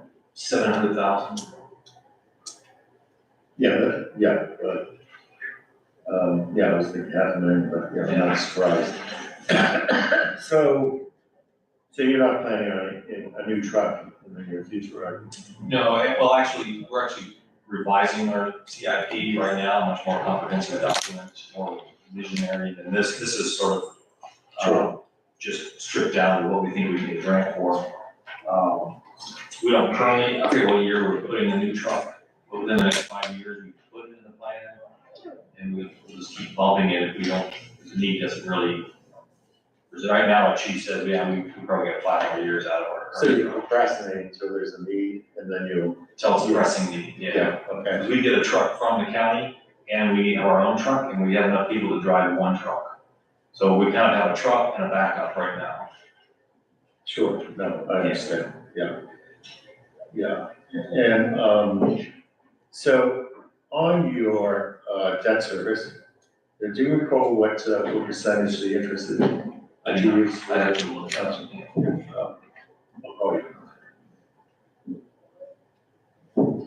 And, so going forward, there'll be grants that are available, and that will need to be applied for. Yes. Do we have a grant writer, or who do you envision writing the grants for us? Well, we currently work with Fred Fox and Associates, for certain types of grants. They're a firm that work and they get paid if they get the grant. So they got the CDBG grant that we're currently working through. They got the last parks grant. So you do have a grant writer? For certain grants, we write, some internally, preservation grant, working on a tree grant right now. And we're having a discussion with the commission, about putting out an RFP for a grant writer, which I'm really bringing to the commission next week, to get more clarification on what that looks like. So we had a discussion of both budgeting for it as a position or, another firm that goes after them, because that's how they get paid. Understood. Yeah. So you'll seek the help you need Yes. in getting them done. I was very, pleased to read about the walking trails and the bike trails and connecting them to the greater, systems, which brought to mind, youth hostels. With that trade, you might, need possibly be a need for a youth hostel. Hostel. It's like a low-end Airbnb. They pack in there and bunk beds. It's for young people that travel. Yeah. It's common in the Northeast, out west, it's very common here. And it's a good thing, because most of these people are, in their 20s. So they're exploring living life, and later on they become successful. So, they may return to a beautiful community like Crescent City, so it's a very positive thing, I think.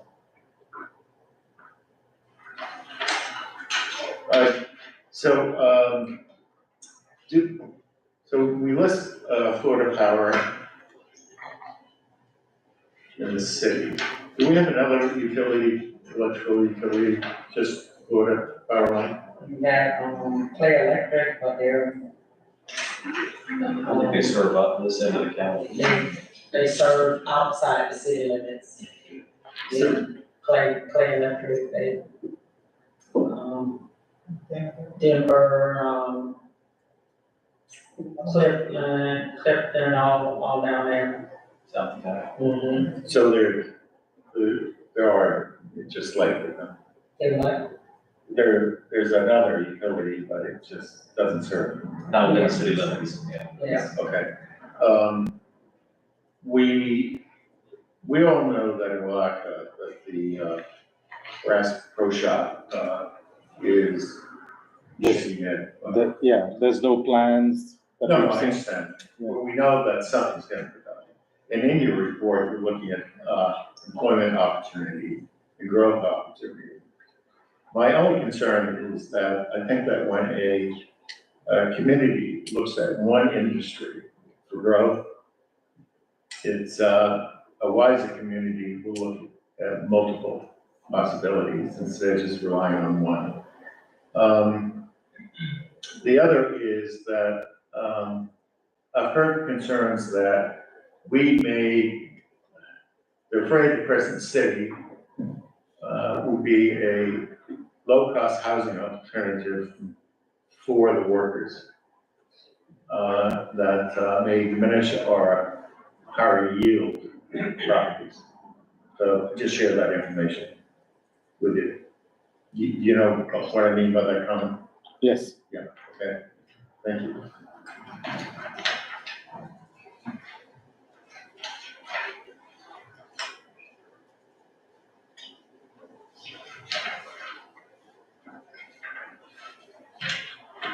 By the way, while I'm flipping through, I thoroughly enjoyed your presentation. And, you've answered many of my questions, maybe less time. You comment on, a boutique hotel and not a chain. And I just want to make you aware of that many chains now have specialized product in hospitality that are boutique name market. So you may want to restate that statement. And coming as a hotelman, specializing in resorts, yeah, I think you're going to find it very difficult to find a private operator, a professional, to operate independent hospitality unit there. Cedar Key, has a hotel. There are a few that still exist, but not many.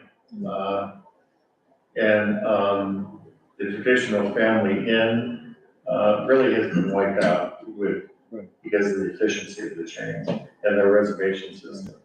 However, an alternative is to build an inn, but treat it as an Airbnb. It saves greatly on labor. So that's another new concept. I had the opportunity today to talk to the boat ramp, near Fletcher, the RV park. Oh, Yeah. So they're expanding, they're building one more unit. They have 16 RV slots and 8 rooms, including 2 tiny homes. Oh, yeah. Great things like coming to revising the PUD. Yeah. So, it's a nice property. I actually peeked into the tiny home. It's pretty well done. Where is this? It's at 333 Fish Camp. It's not called. Oh, yes. Crescent Fish Camp. Oh, yes, yeah. They have gas as well for Yeah, the there's boats. only two on the lake. Only few on the lake. You also have a note of mobile homes, and which concern me.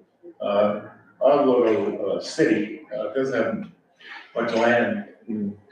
And I'm not sure, in my opinion, it wouldn't be desirable to have mobile homes within our city. There's plenty of unincorporated Putnam County surrounding us, outside of our 2-mile radius. I think that we would be wiser to look at a higher yield product than open homes.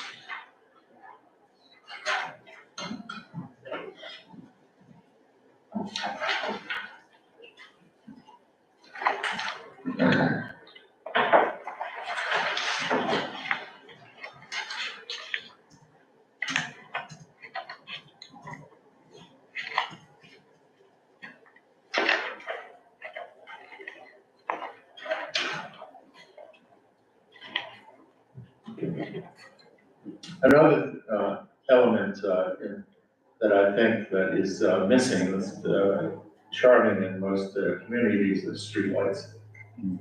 I know it's an expense, but in the future, I think that for many reasons, it's something that the city ought to look at.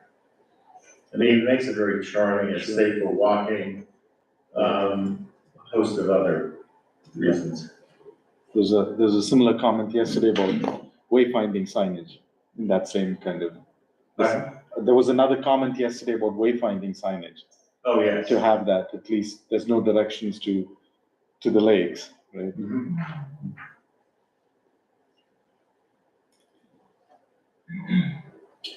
So I also want to comment on the old school and and thank you for listing as a possibility of government offices and services being relocated to that. I can appreciate you creating an alternative, but I think it's very important that we maintain that location for those activities as well moving forward.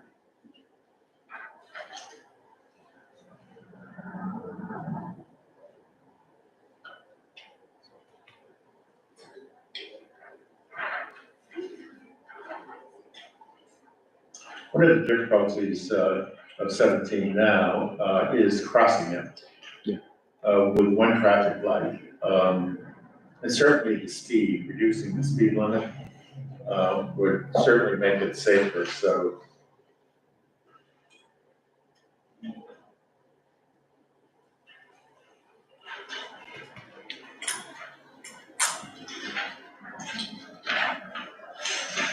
So when will you come back to this committee again? Not to this committee, but we come back to the commission next week. So this is our last hurrah with you, correct? Well, Draft will come through here. no, There's one, that'll be, it goes back to the commission. it's commission, yeah. Is there another public input? No, that's it. So this is your last visit with us, correct? We'll have one more next week and then one in January. With the last. Yeah. Not with us.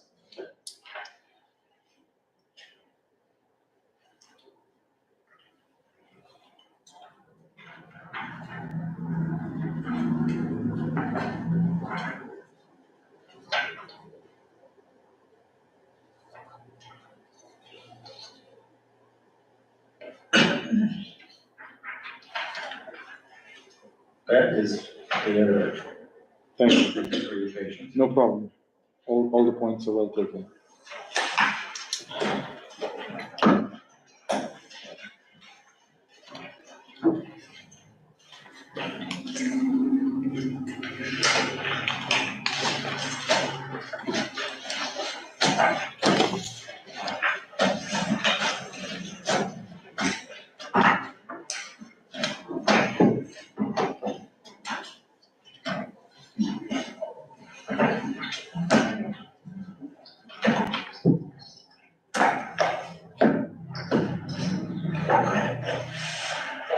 Madam Chair, if you'd like, you can take public comment. The other two items under new business, we reached out for the last item, rather, Article 1 and 2, we're not able to get Zepco and Associates here, so they'll come up at your next meeting. All right, okay. And also, Madam Chair, I have something to explain to you all after you're done with public comment. Okay, all right. So, at this time, do we have any public comments? Good evening, Danny Miller. I'd like to start with a question. Pardon. Notably, the report mentions or projects an 8,000 population in, I think it was 20 years. I'm curious to know what the basis for that number is, because it will drive a lot. It's critical. Business investment is driven by rooftops, traffic count, and so where that number 6,000, 8,000, 10,000, it holds great weight. So Was the basis for that kind of a swag or an educated guess, or was there some methodology underpinning that? Perhaps when done, you may want to address that. Second thing is a suggestion. It has been very disappointing, the low level of public participation in this process. And I suggest that despite our best efforts, the city's best efforts, communication is perhaps at the root of that. I commend the city for undertaking this. This is critically important. This sets out our roadmap for my lifetime and my children's lifetime, and perhaps their children after them.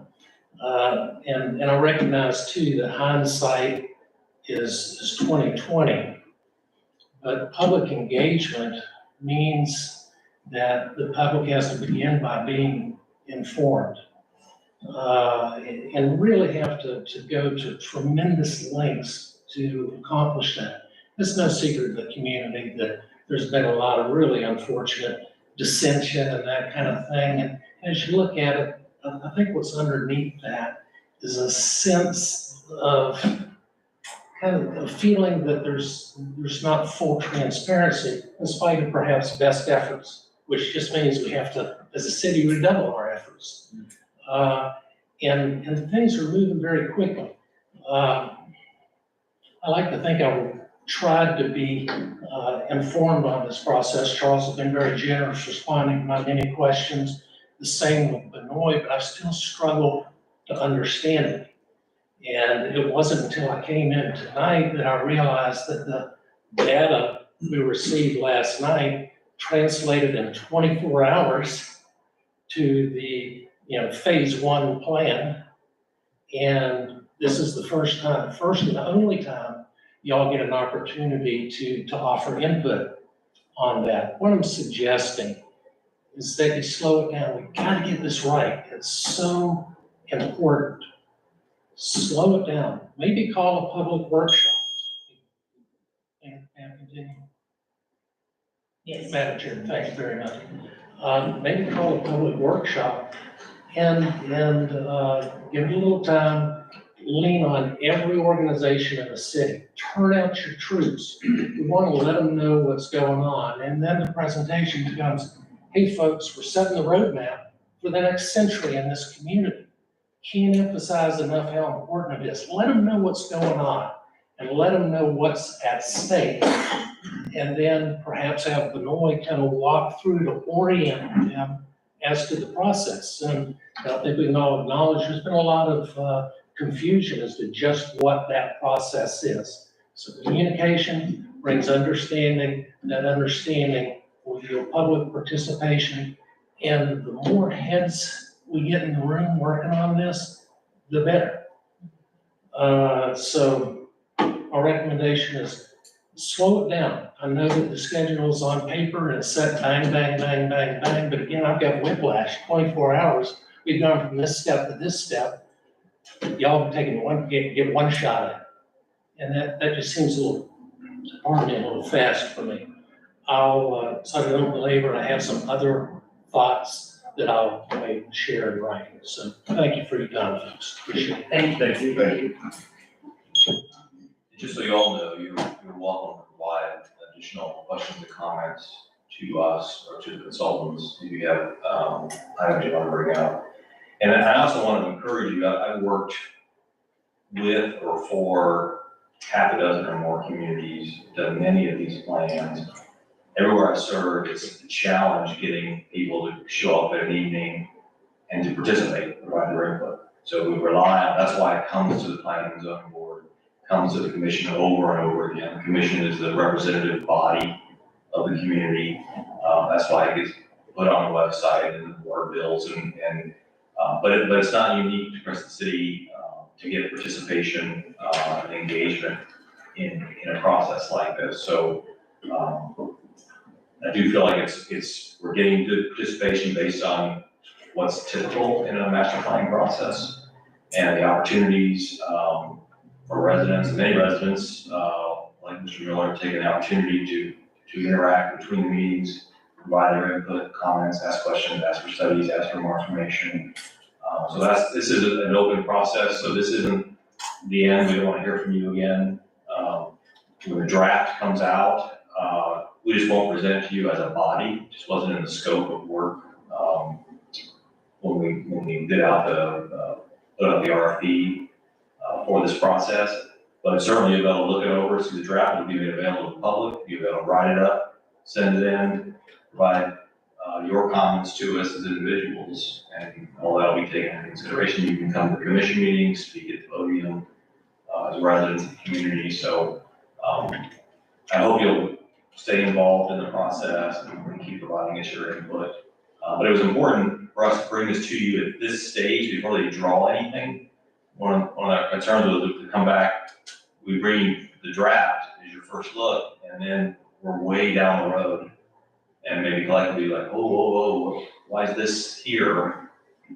We don't remember anybody talking about that. So this is a chance for you to look it over, look at these opportunity areas we're talking about. If you feel like they're going in the wrong direction on one or more of them, like some comments were brought up tonight, and make sure you add this to that opportunity area. That's the purpose of it. So when they go to begin to illustrate what that development will look like,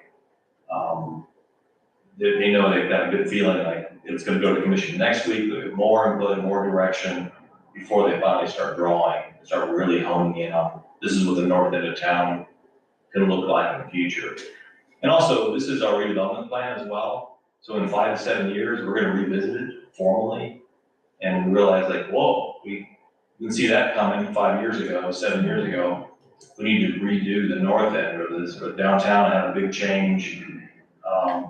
We're going to revisit this. We're not going to have to be stuck with this for decades to come.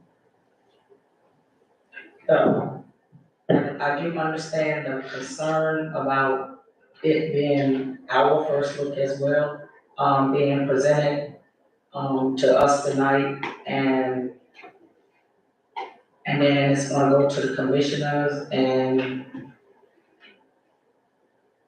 at that time, they're gonna misunderstood something. Will they be adopting this plan? No, this is just a report of, here's what we saw, what we think we heard from you, but the consultants are coming back saying, this is what we've gathered about the community.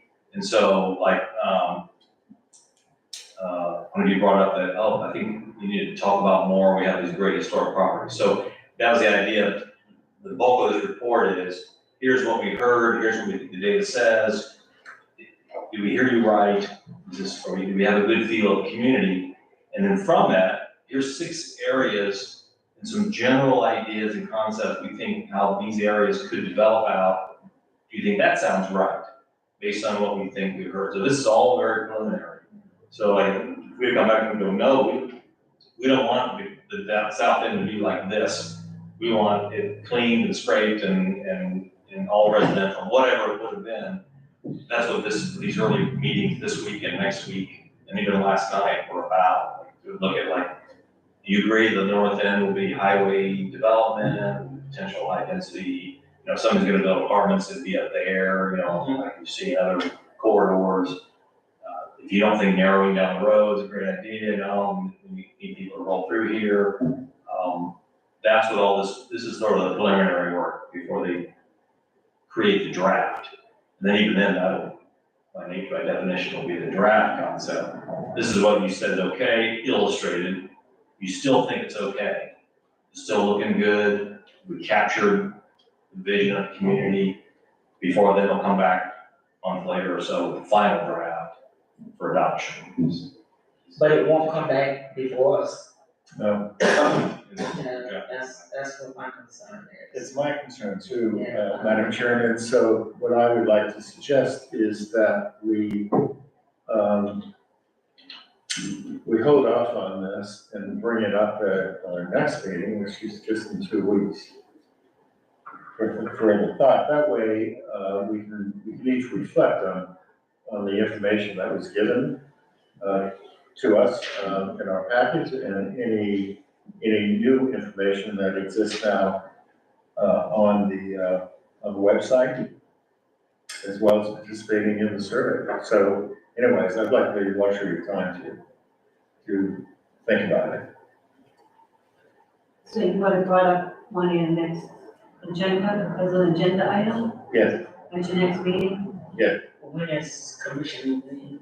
The ninth. the 9th, and y'all are meeting on the 16th. 16, yeah. So that will be after. but I think it's wise to give things the quality of time for consideration. Particularly, we have two new members on our commission.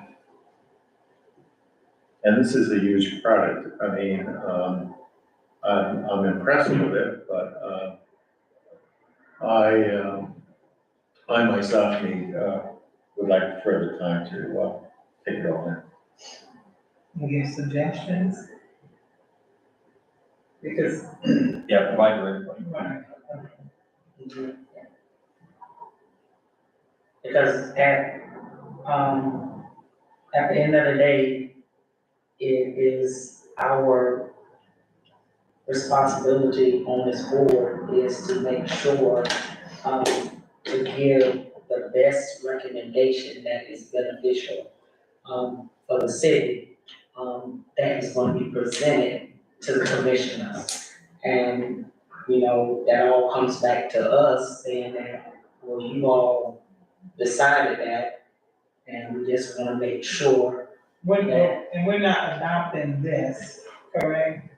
Yeah, this isn't for adoption, this is informational, it's a Okay. report. So, yeah. Well, we're so I- making a recommendation. Are we making a recommendation? Well, the comments you brought up tonight, we've made notes and we'll incorporate that into the plan. And what, So do you isn't know when it, it's going to the commission? When the draft is scheduled for the commission?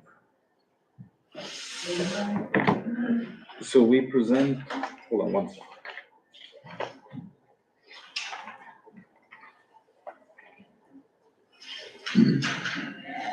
So we submit the draft in December. Okay, and then you have Maybe it the 14th? December, yeah, before that. And then we come back to the city commission on January 11th. Okay, so there's certainly time. right. So perhaps when that draft is submitted, that could go to, I could bring it here at a special meeting, yeah, and before the commission season. If you guys are willing to have another meeting in December.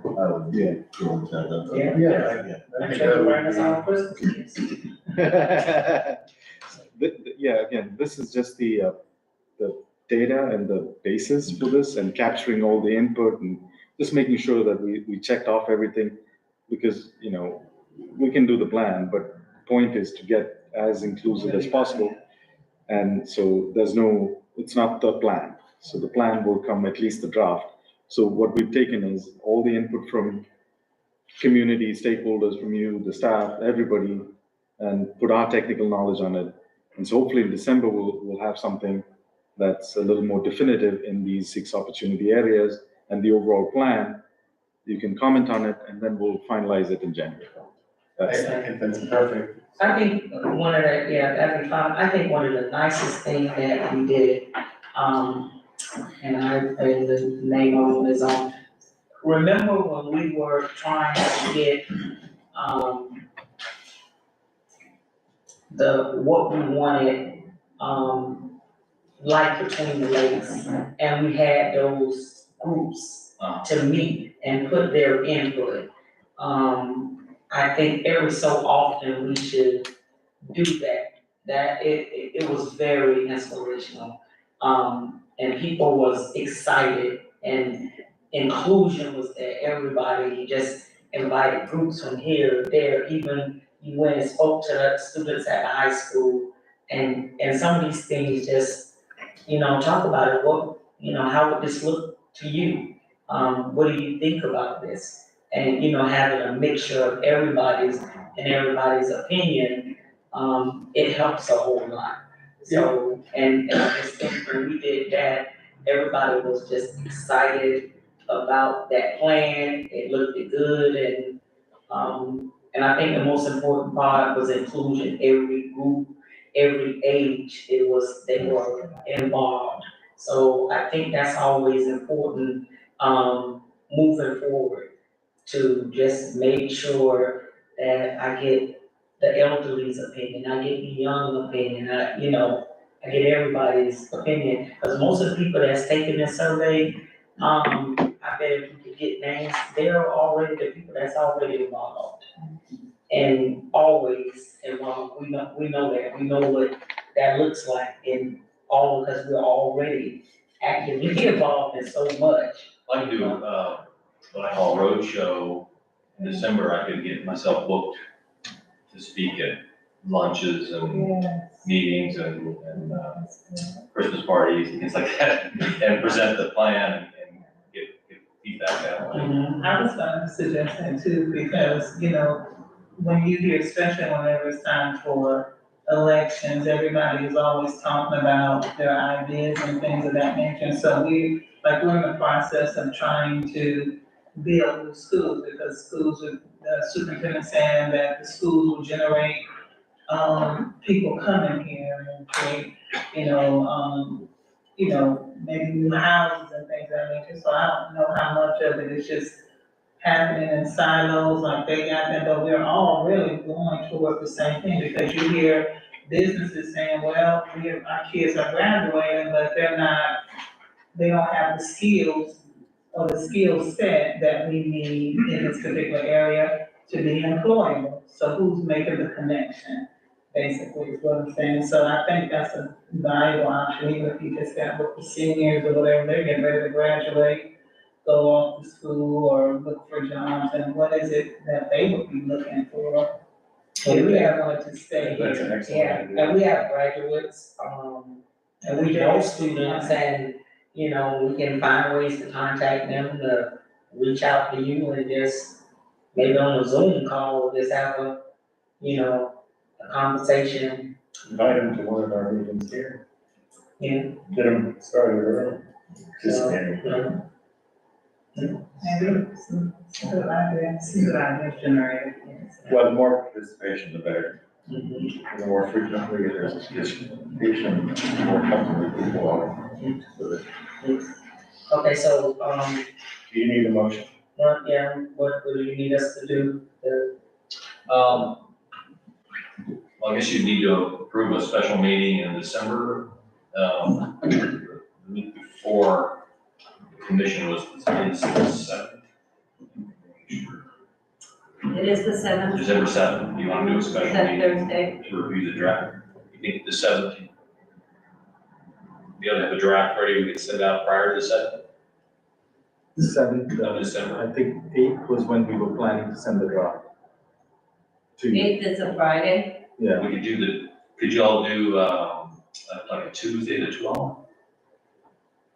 A couple days before the commission sees it. We're trying to get you before the commission. Your normal meeting is a week after the commission, so Okay, so December the 12th. it'd be a Tuesday night for that one. Did you say the commission was the second? Commission's the 14th. 14th, okay, so 12, okay. Okay. The Tuesdays are difficult for me. Okay. Or you can wait till you can wait till after the commission, but they probably want to hear your thoughts on it. Or what comes out on the 8th, we would send to you that day, so you need at least a few days to. What about Wednesday night? I'm free Wednesday, that's the 13th.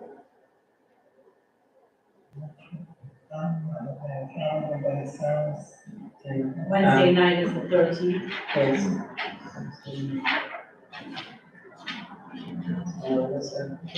Yeah, Monday the 11th. Or the Monday the 11th? We can get it to you Friday, you have the weekend a little bit over, and then we talk about it on the night. That's it, you. Wednesday, Monday. I'm good. Monday, Monday, Monday or Is that good? Monday or Wednesday. Okay, Monday, December 11th, you good with that? You good with that? Yeah, I'm good. Okay. All right, Monday, December 11th. Need a motion for that? I'd like to make a motion for a special meeting for December 11th, Monday, at 6 p.m. Second.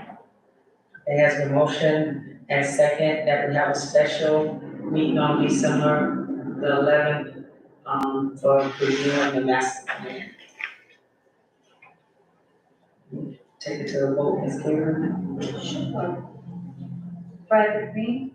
Aye. Kenyatta Hardy. Dan Dodge. Aye. Robert Chair. Aye. Ron Glover. Aye.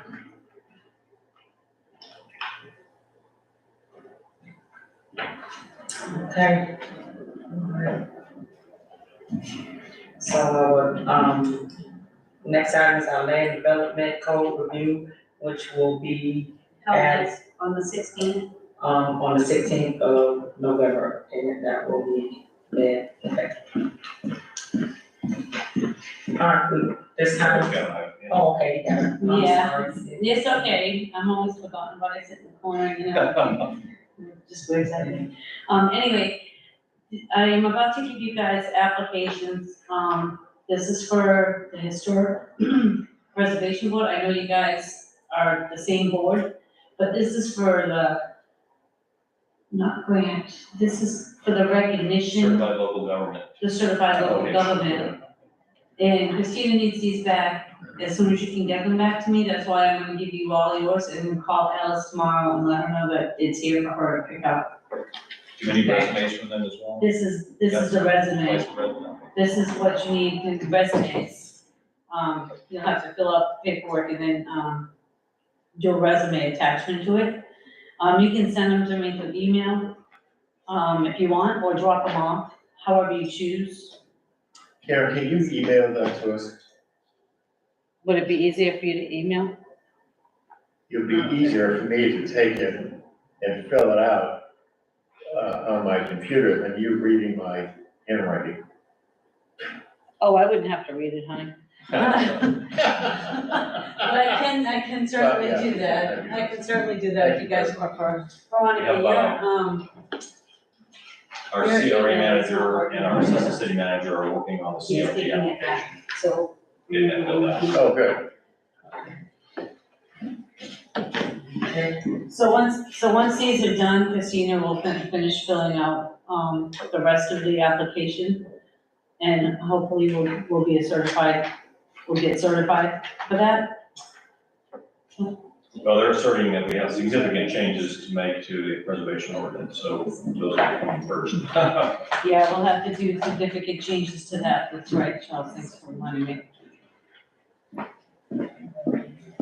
But this is one of the steps. You fill this out and give you a resume. Yes, fill that out, and then a resume to attach to it. Okay. On the third page, I believe, on the third page, it has, is the 3 pages, she only gave me 2 on the other ones. I think one of y'all have the third page. I have 2 pages. Okay. Yeah, so maybe, yeah, Yes, for what? I don't know why, she just gave me. This is what she handed me, so I don't know.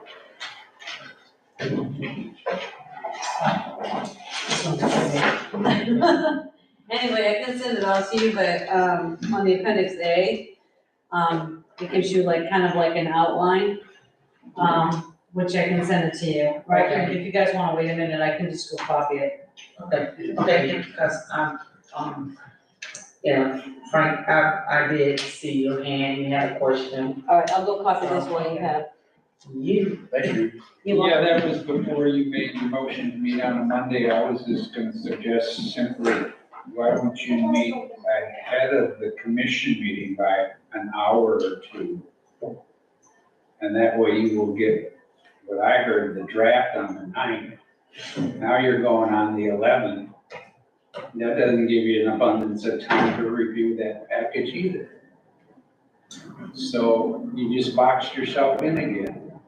And then you don't have to bring the consultant back, but the one time he has to come a little earlier that day. I don't wanna do it on an hour before, I mean, a Wednesday. I think that's too tight. You have to stop. They'll hard stop. Would you wanna rather do it on Wednesday?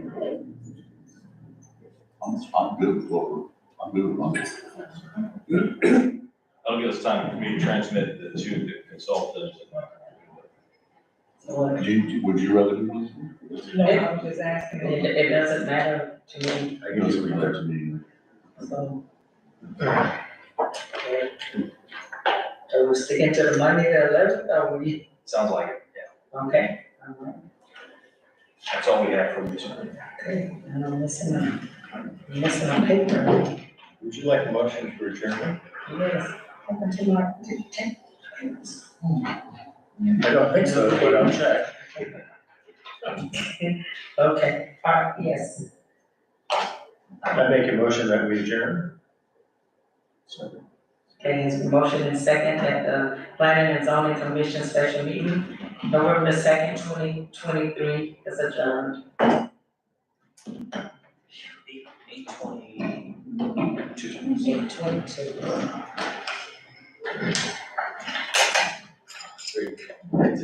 'Cause he used to- I agree. You know, we did behave well, we get to see all this from our look at. I do. They did, overall, they did, this was a lot of it. I agree. 110%. Slow it down. Come on, go see what we're doing about that.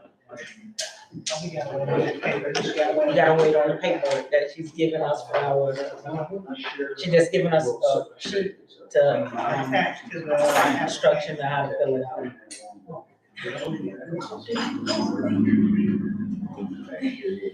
How are you doing, sir? Wonderful. Thanks.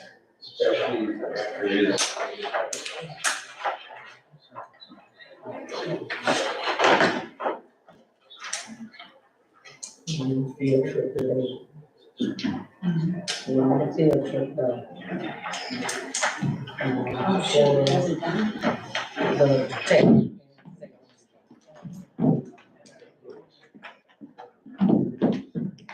AJ. Get your jacket and sit in that chair.